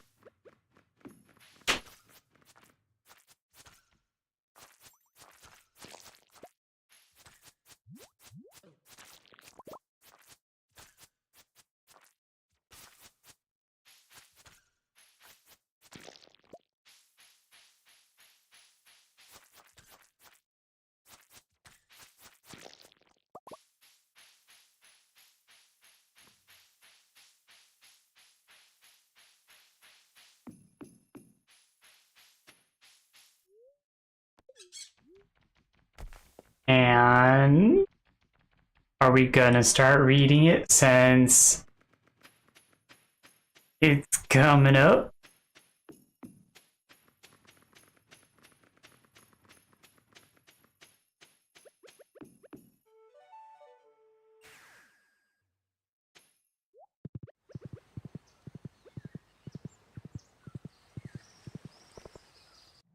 Well, tomorrow is still better than, in 3 days.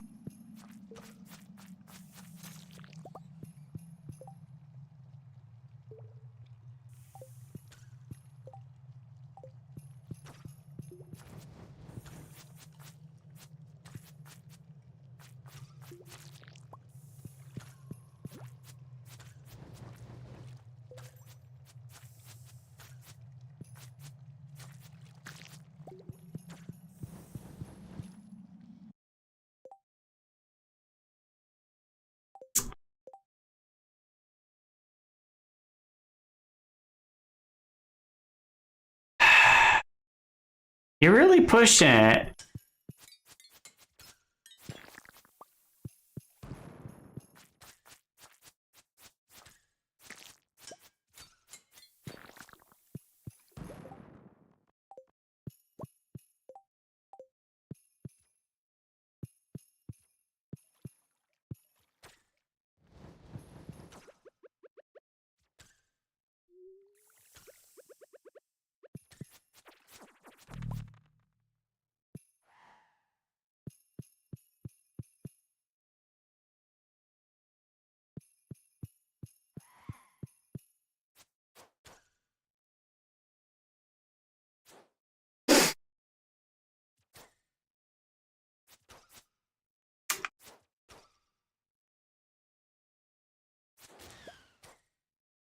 Owls might be someone who can answer questions about gender fluid.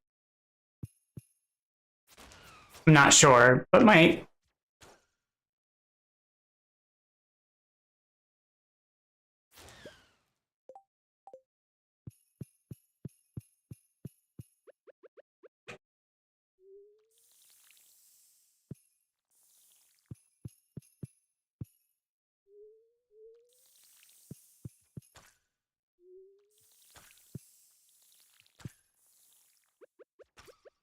I'm not 100% certain, but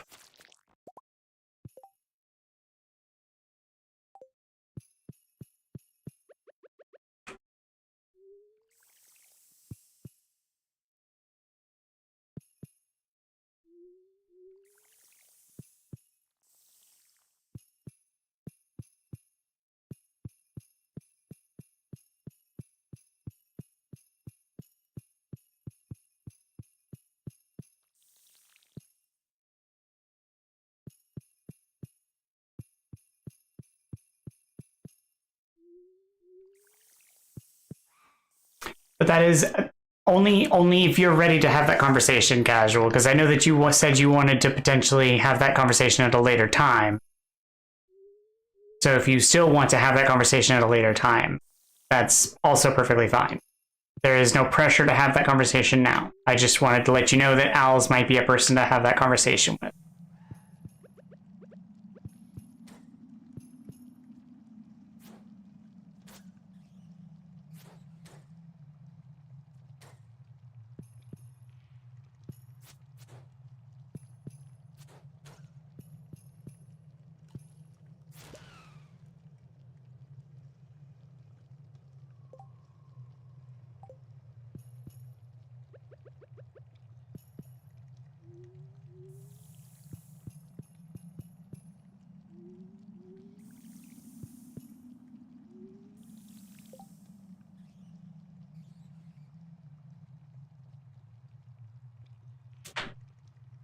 Okay.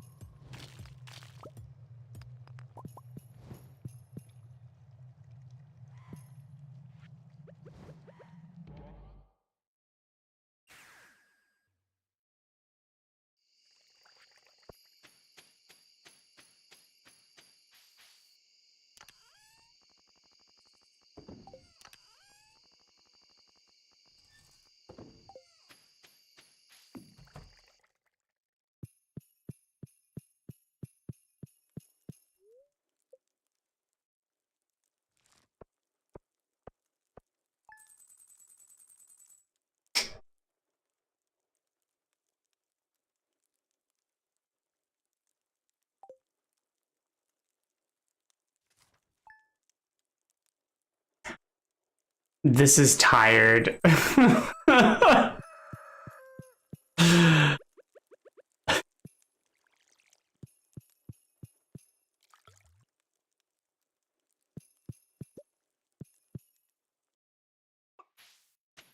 don't know what... proud and endearing looks like, but this is tired.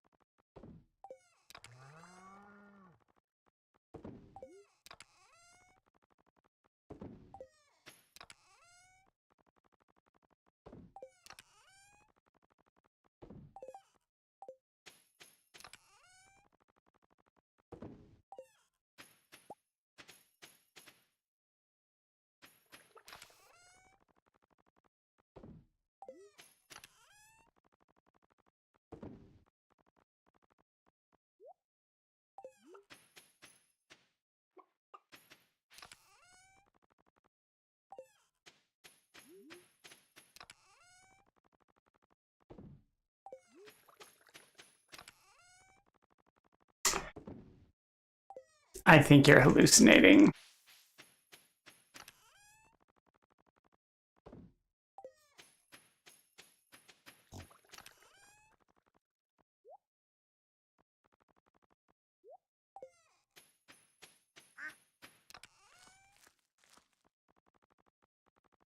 Yeah, I mean, but it could be After Effects.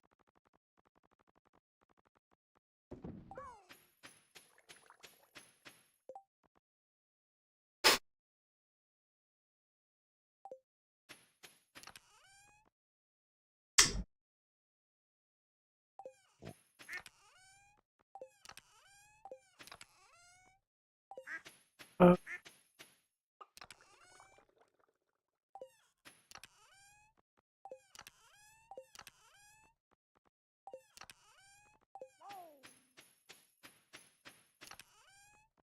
that doesn't change anything. Oh.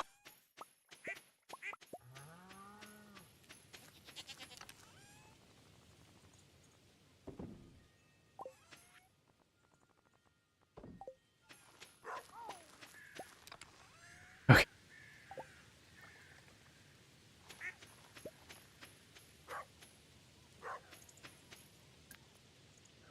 You're still hallucinating.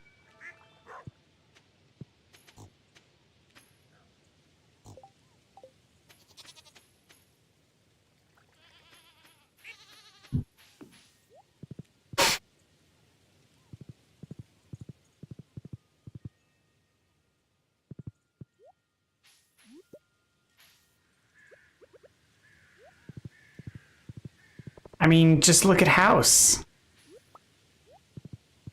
He wasn't on drugs for how long, and he was hallucinating.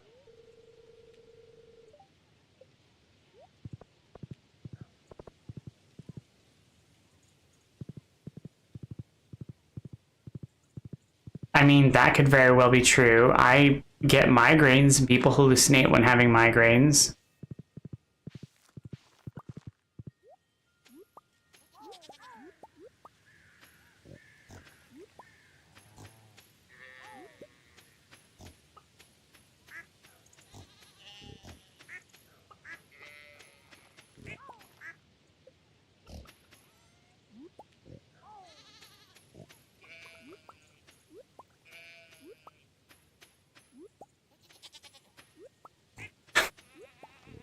I was just remembering the scene where he, after the bus accident, and he spreads out all the clothes,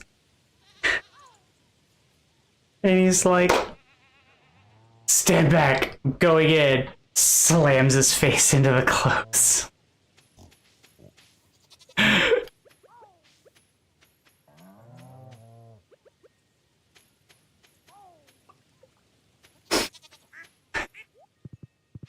It's such a good show.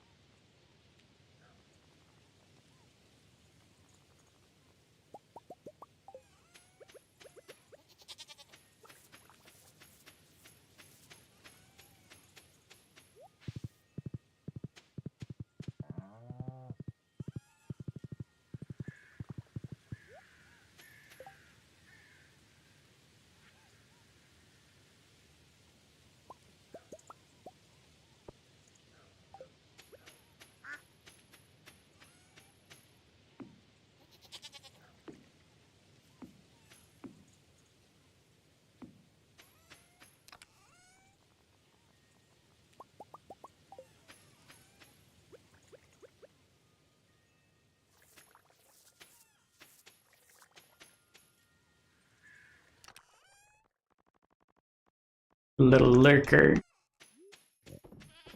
hiding in the background.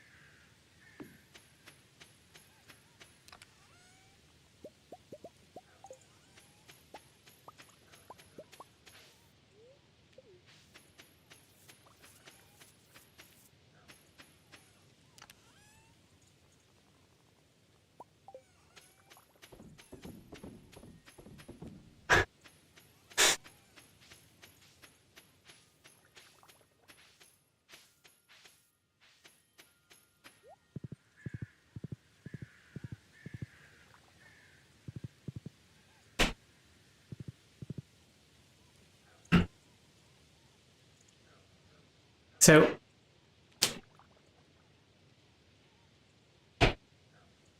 interesting story. My ex-boyfriend, his aunt was a much older woman who had the most gravelly voice. And when I say gravelly voice, I mean like gravelly, like she talks like that, like Harvey Firestein gravelly. And she one day came up to me and asked me if I knew a song. And she goes, "Do you know the song that goes..."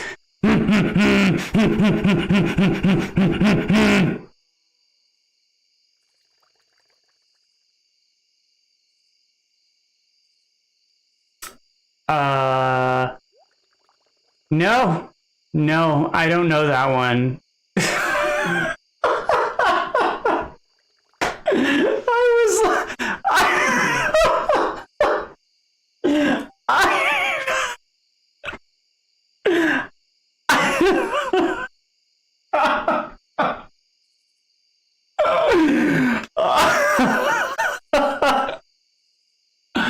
I felt like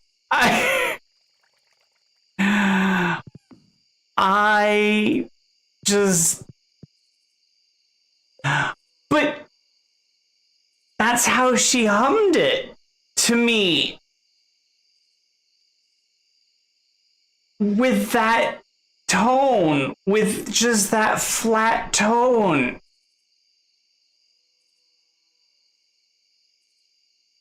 And I had nothing to work with.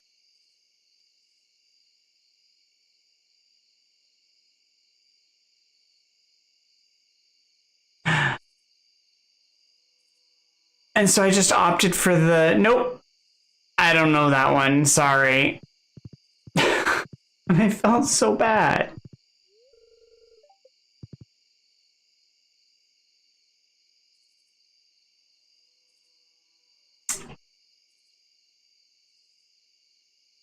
I just,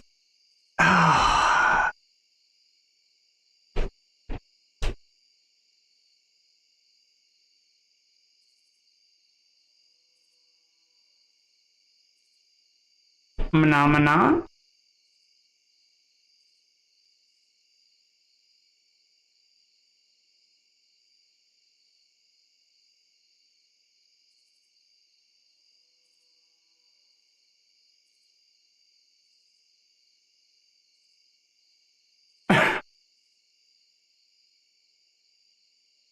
I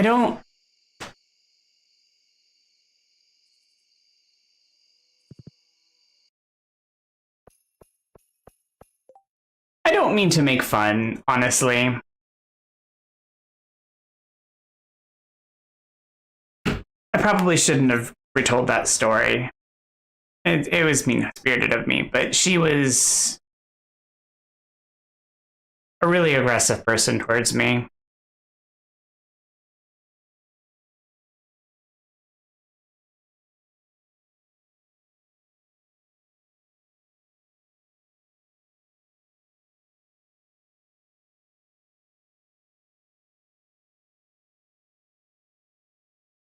It was an awkward experience, but it could have also been taken as mocking someone who was unable to express themselves. And I just wanted to be clear that it was not, it might have been in poor taste, and I acknowledge that.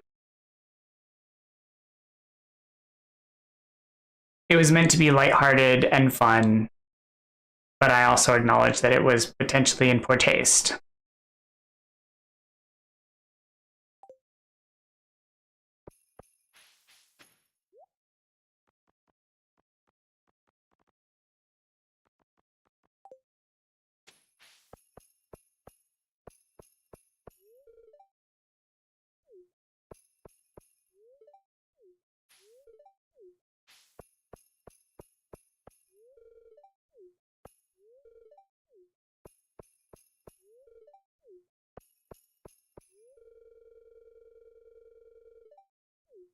Well, I have lots of them. I'm trying to...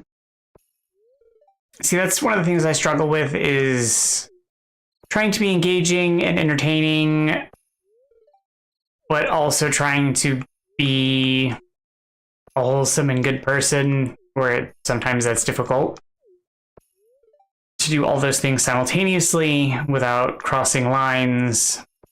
So...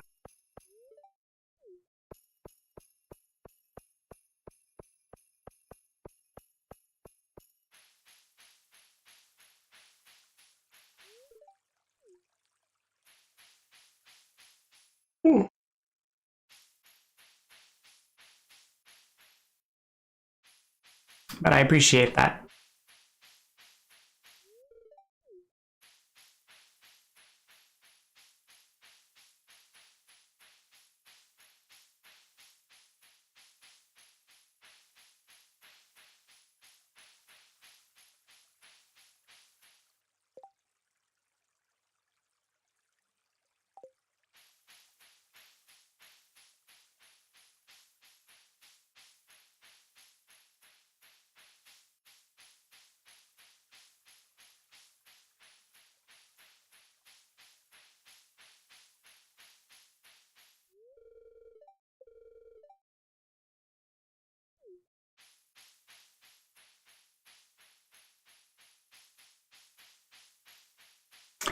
I mean,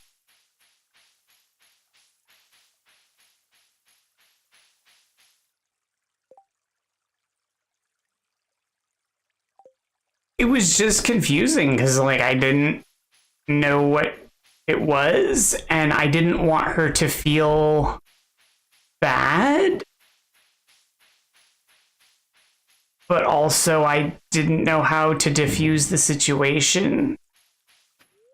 Because I knew if I had been like, so-and-so, you tone deaf, like, that would have been awkward. Like, you can't call someone out like that, because to them, they think they're making the notes, and so who am I to call them out? And so, like, I just didn't want to be that person, so I just was... the only way to safely diffuse it is to be like, nope, I don't know that one.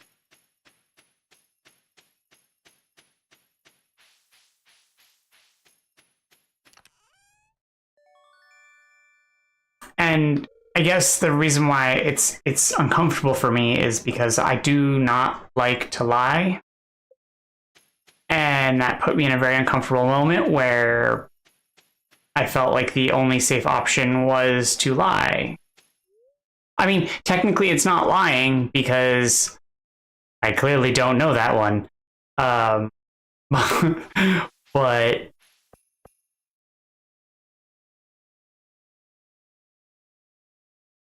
it just felt dishonest. Or at the very least, disingenuous.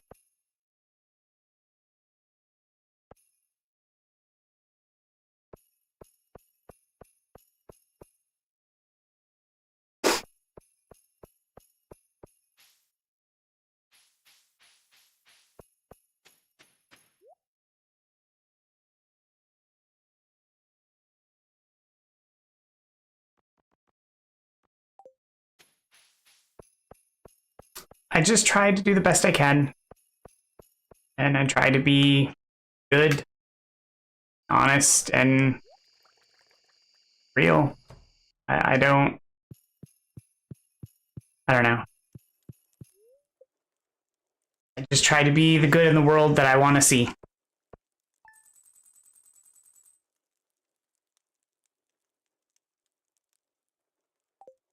I appreciate you guys. I feel like if everybody tried to be the good in the world that they want to see, and we all did the best we could, then the world would be a better place.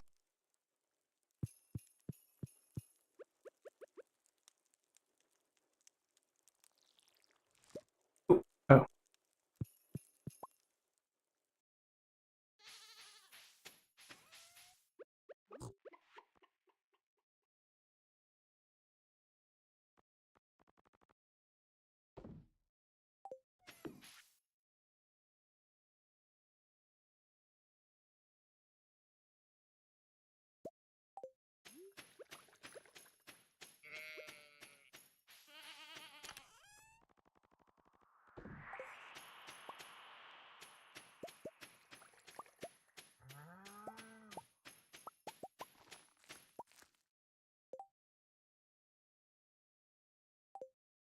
We should not move to Mars.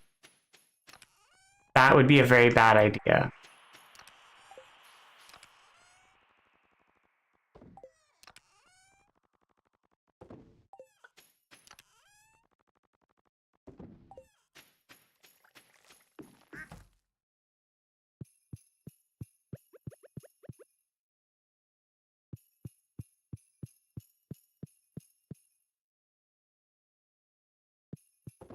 We'll pick a different red one. I don't want to live next door to Elon.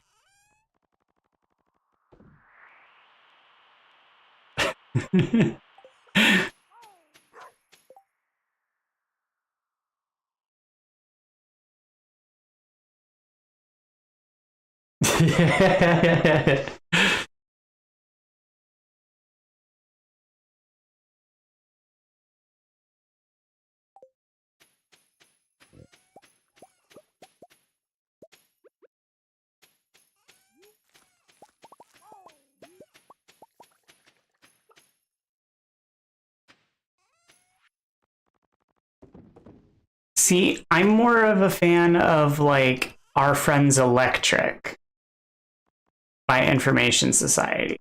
But, you know.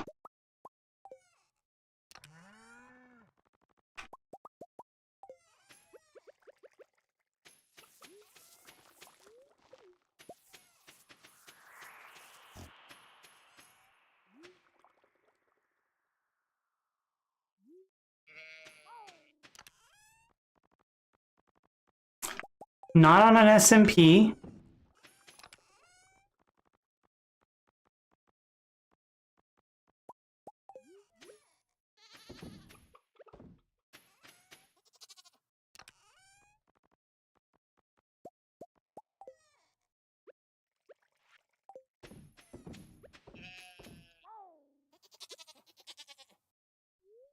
Oh, I wouldn't call it new. That's 80s.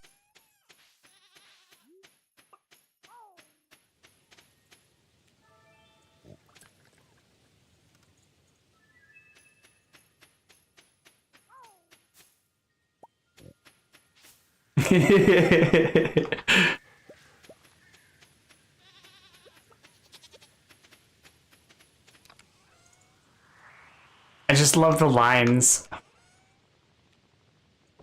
Our friend's electric because mine's broken down.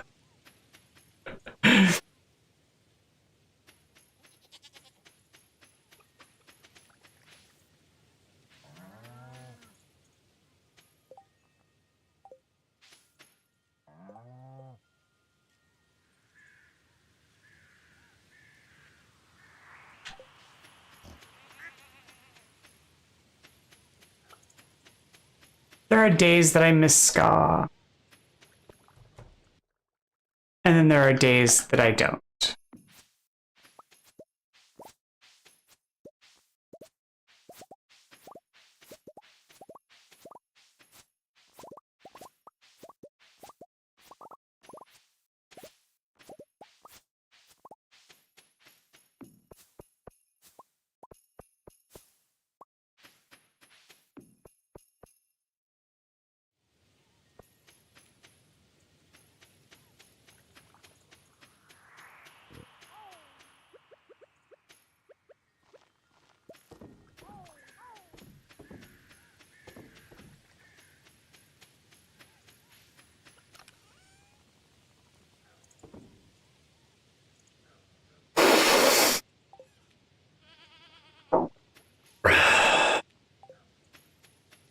Oh, pick up a trash can.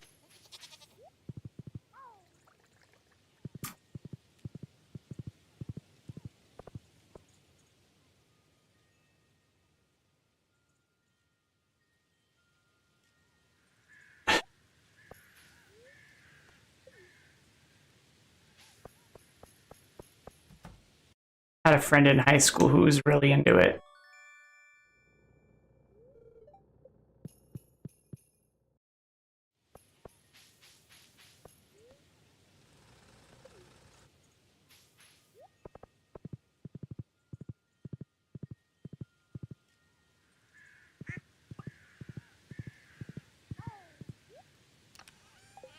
I'll stick with my future pop.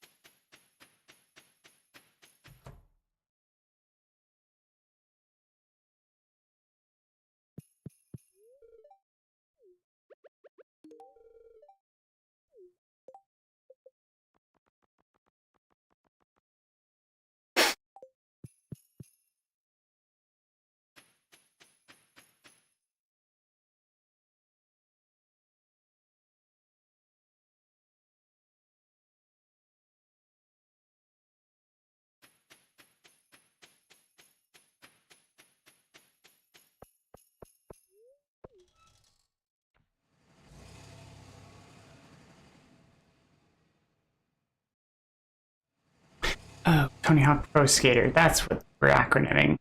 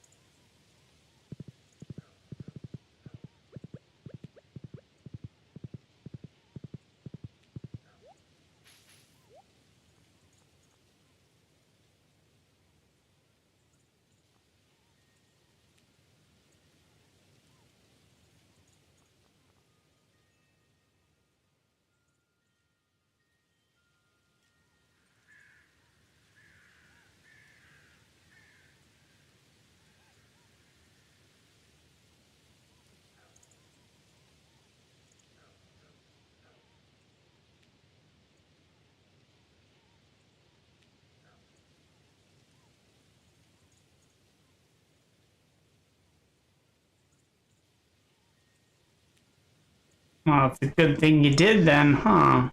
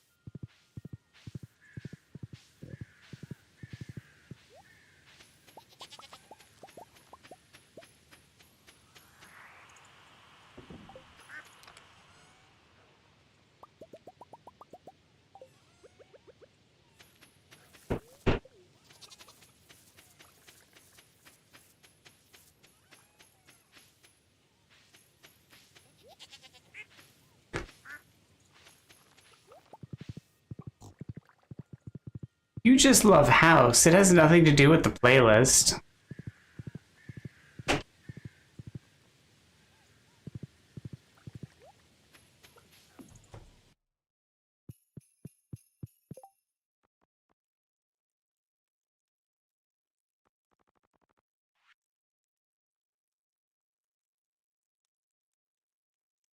No, it doesn't need the playlist. It just needs house.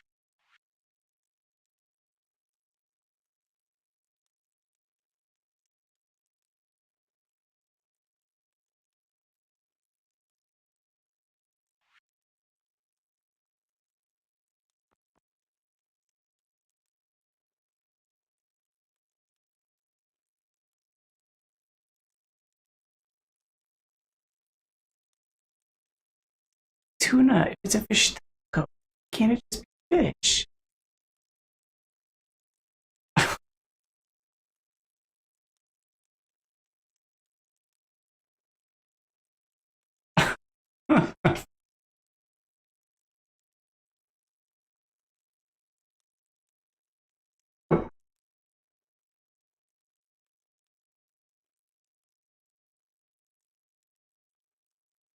I mean, that's just a given, though, that it would need to have a picture of house as the cover.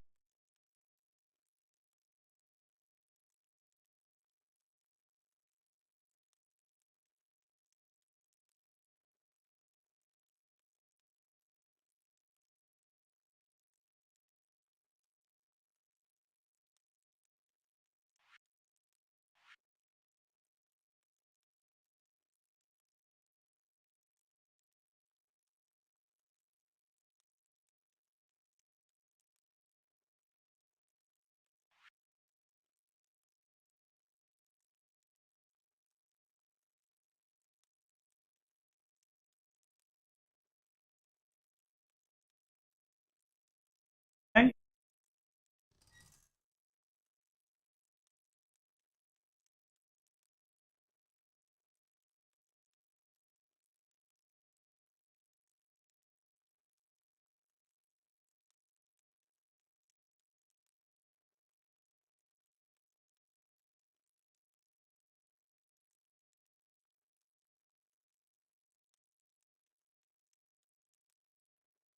Yes, it is.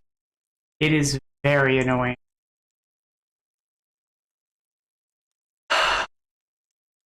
And I didn't know I had it until I lost my hearing. Because I thought it was normal.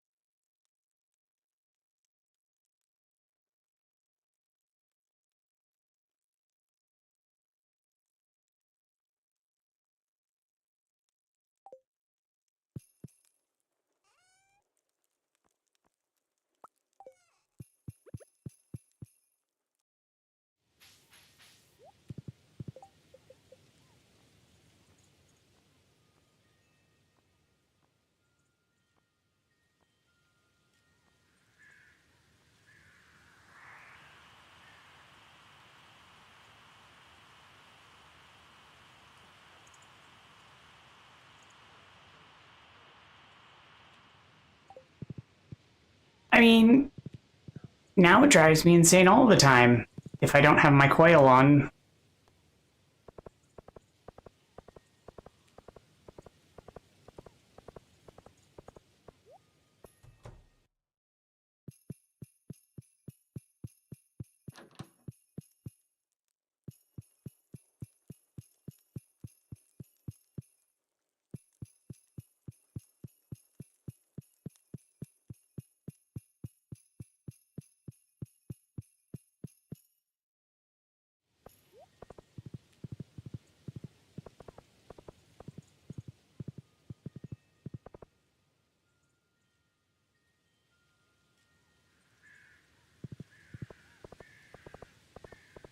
I used to have that luxury. But not anymore.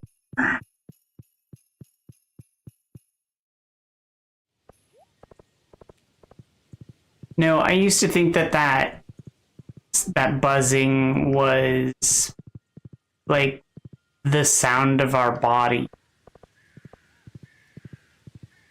Like that was just like the bioelectric feedback of our body. I thought everybody had that.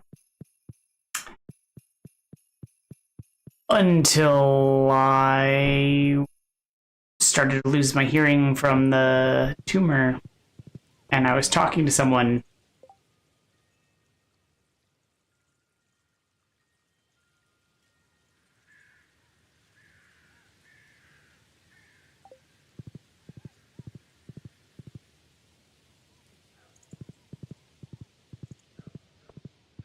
I'm pretty sure it's not an option for me anymore. But go on.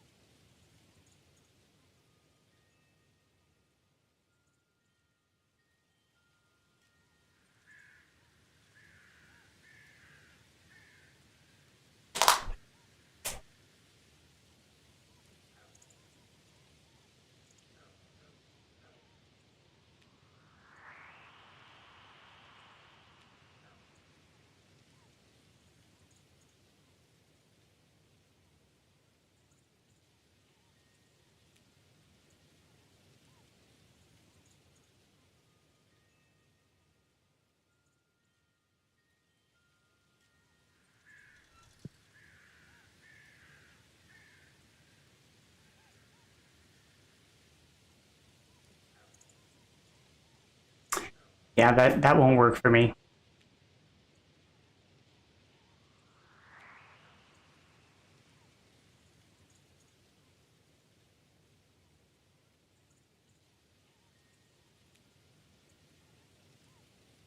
I don't have any of the auditory components on my right ear anymore except for the cochlea.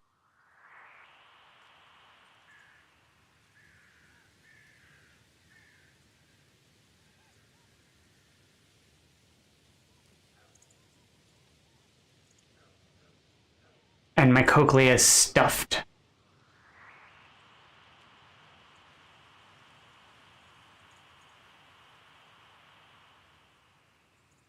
Also, I still have sensitive surgical bits in that area where I would be tapping, so.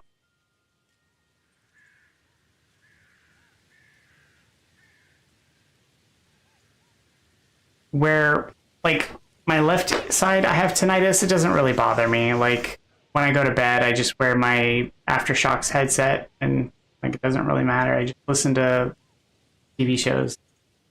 The right side, though, during the day, if I'm not wearing my coil, which I don't, sadly, because I forget, the tinnitus is really bad. You want to know? Okay, here's the crazy thing. So my tinnitus has always just been like the high pitch, the bad fluorescent sound, like the shitty fluorescent tube sound, the whine. That's all it's ever been. After my surgery, I get chirps.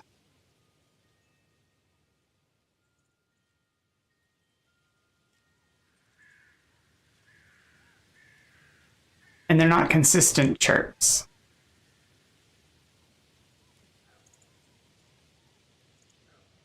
Like, it's not all the time. It's not the same amount of chirps.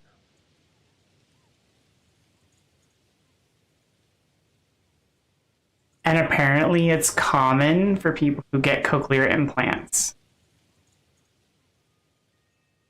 But without the coil on, the implant has no power.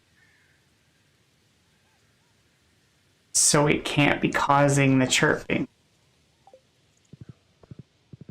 Ooh, spooky.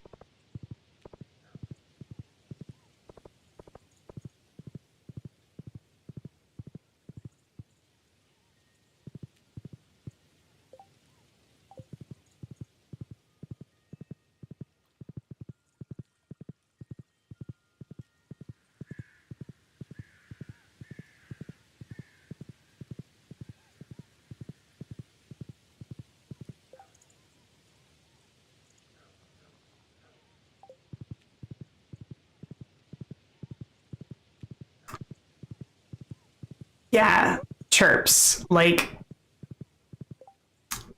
digital grasshopper chirps, but very short.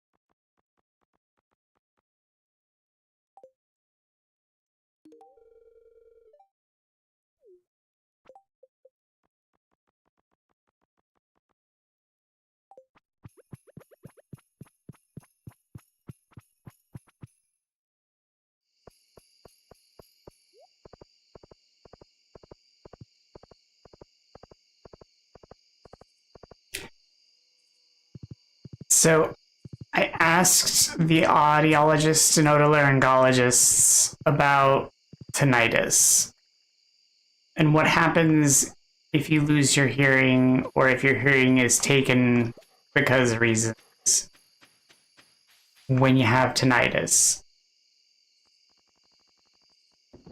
And it doesn't go away. You just get to keep that loud, buzzing bastard of a companion forever.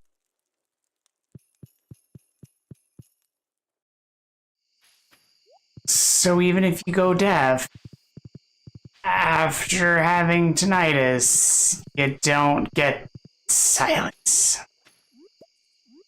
So there's no peace. No getting to be peace and quiet from it.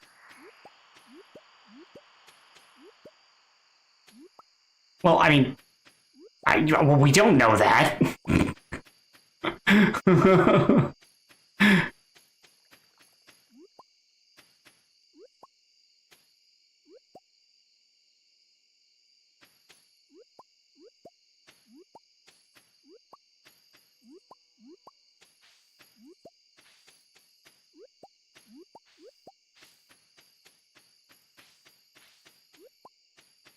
No, you were laughing at my we don't know that.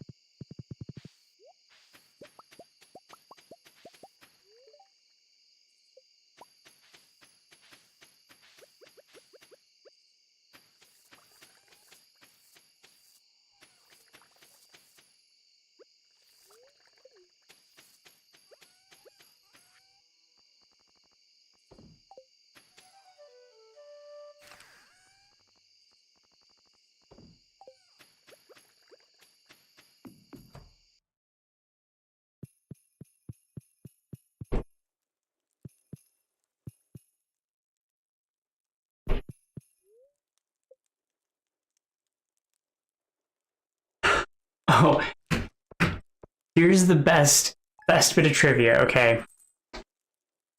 So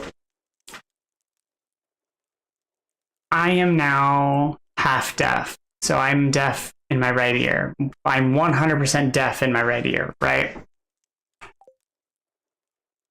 My whole life, my dad has been deaf in one ear.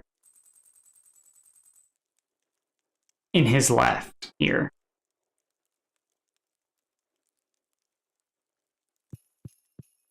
So we are oppositely deaf in one ear.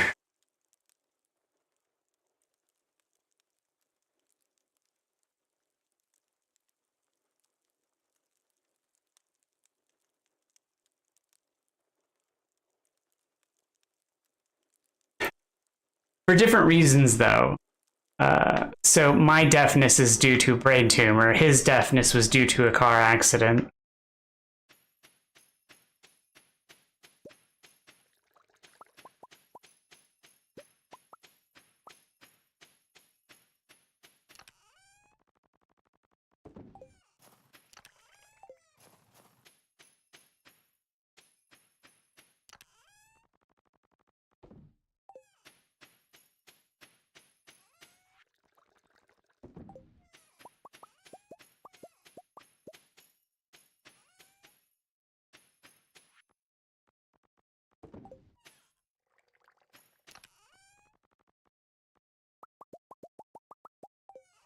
It, however, does make trying to, like, walk and talk a little complicated.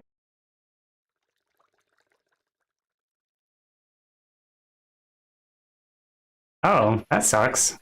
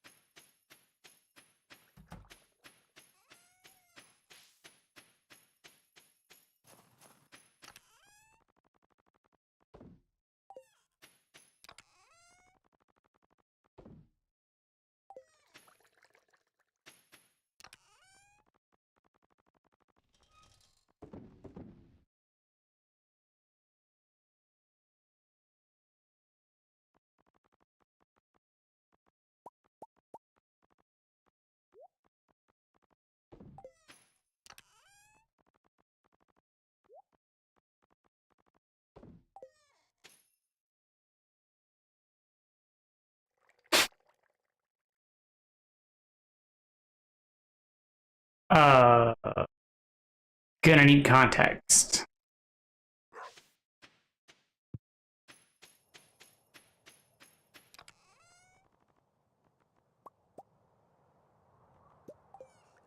But the fact that I'm asking for context means I'm probably not.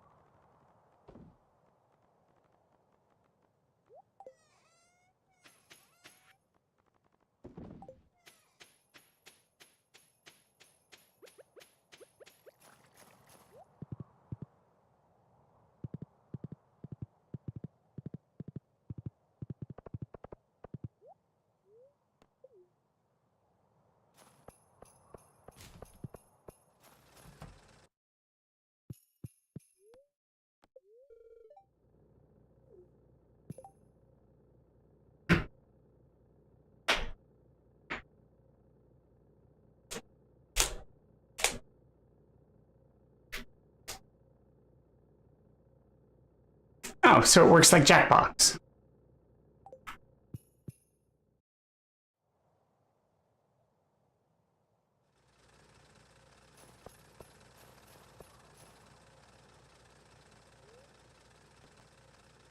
I mean, I have several of the Jackboxes also, so.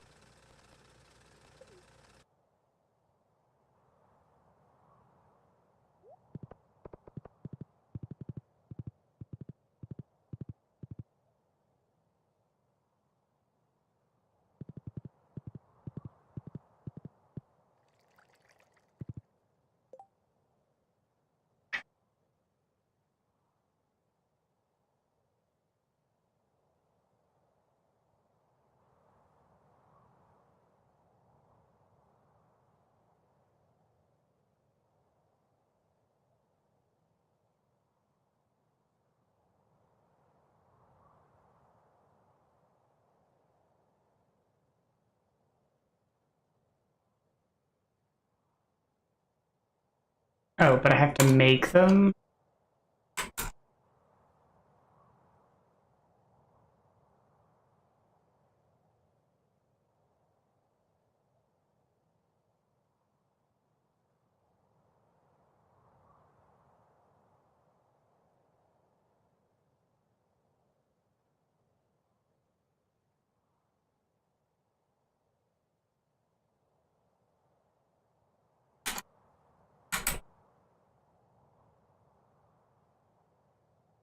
Oh, there are already ones made. Okay.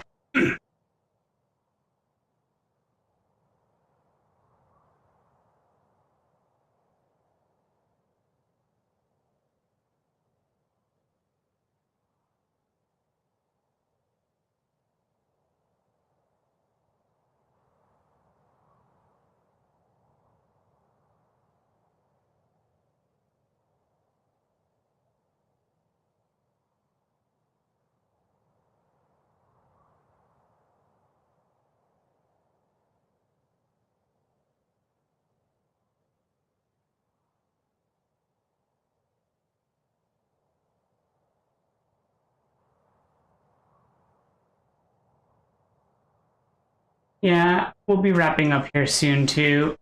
I'm gonna be finishing up this last day in Stardew, and then I'll probably be trying to find someone to raid. Of course, it's what we're here for. I'd say it's my job, but it's not a tech job. You know what I mean.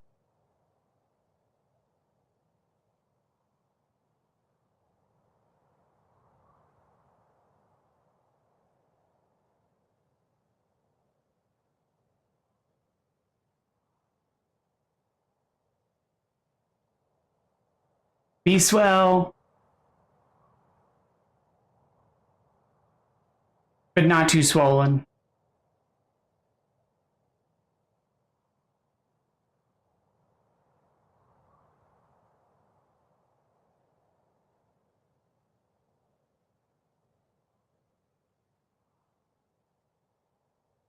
I know, right?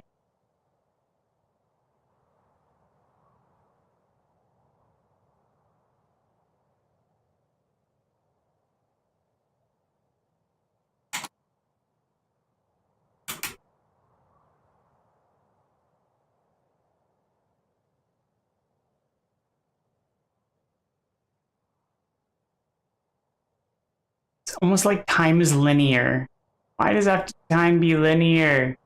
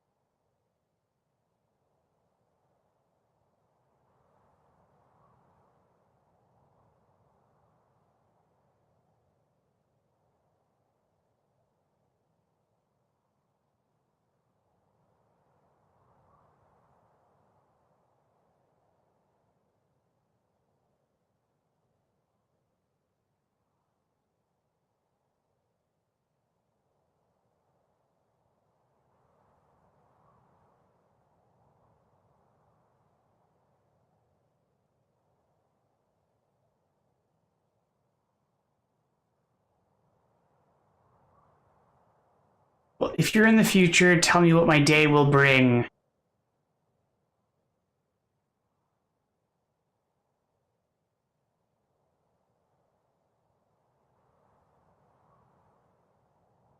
Do I get a winning lottery ticket?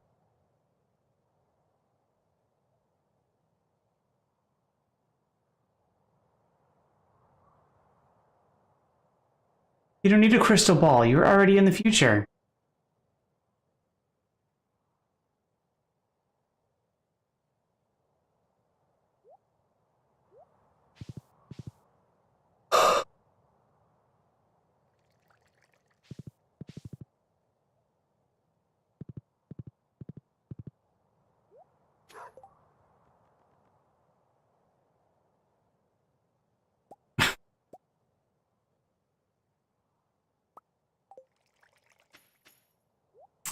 Now you're just lying.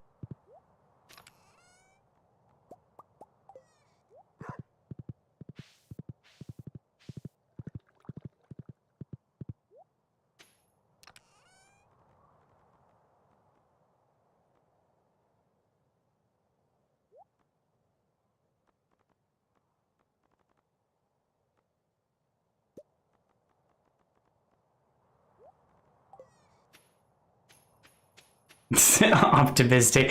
That's still a lie.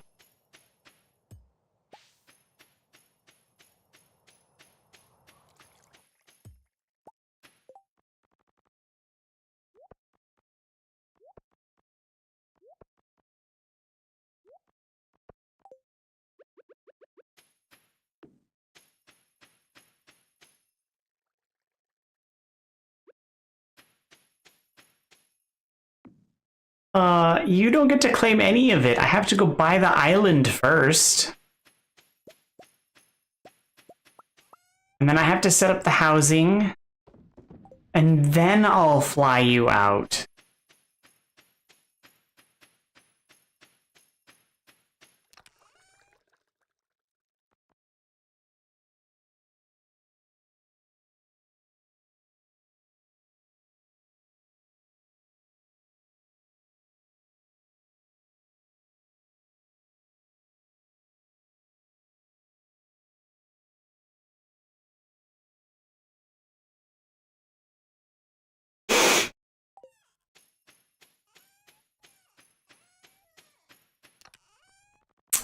They'll have to be up to code, so that's not gonna work. Yeah, see, exactly. Are you sure you haven't seen Community?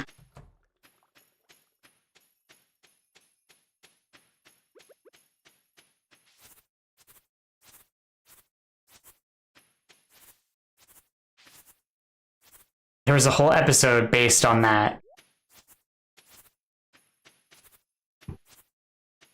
Where a guy built a bridge and his senior project was a bridge made out of Lego that didn't stand up.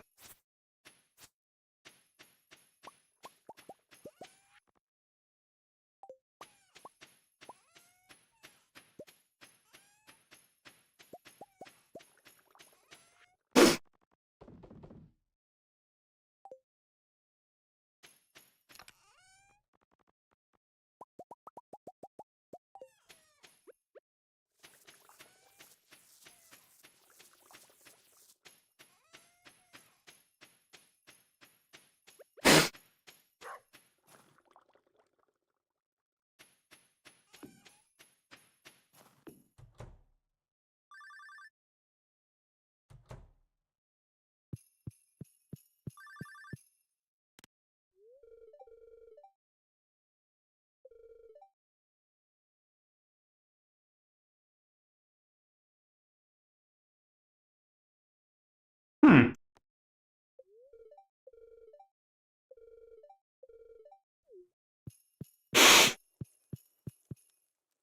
Very interesting.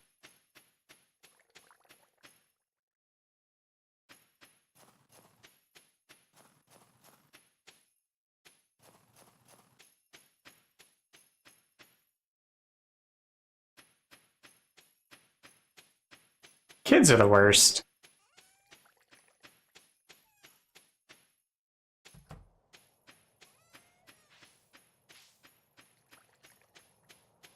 I mean, they were bricks to begin with, so I mean, eh?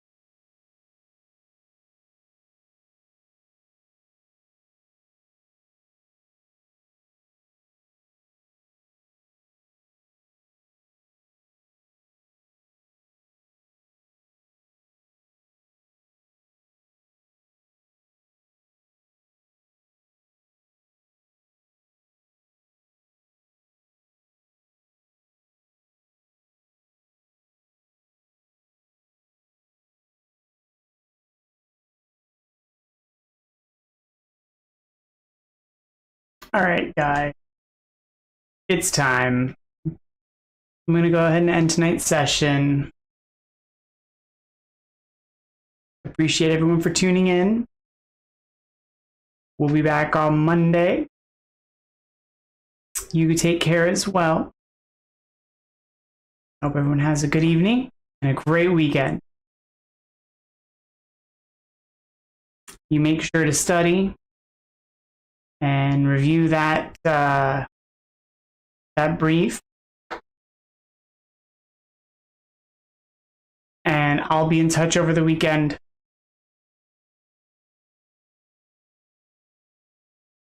You all take care.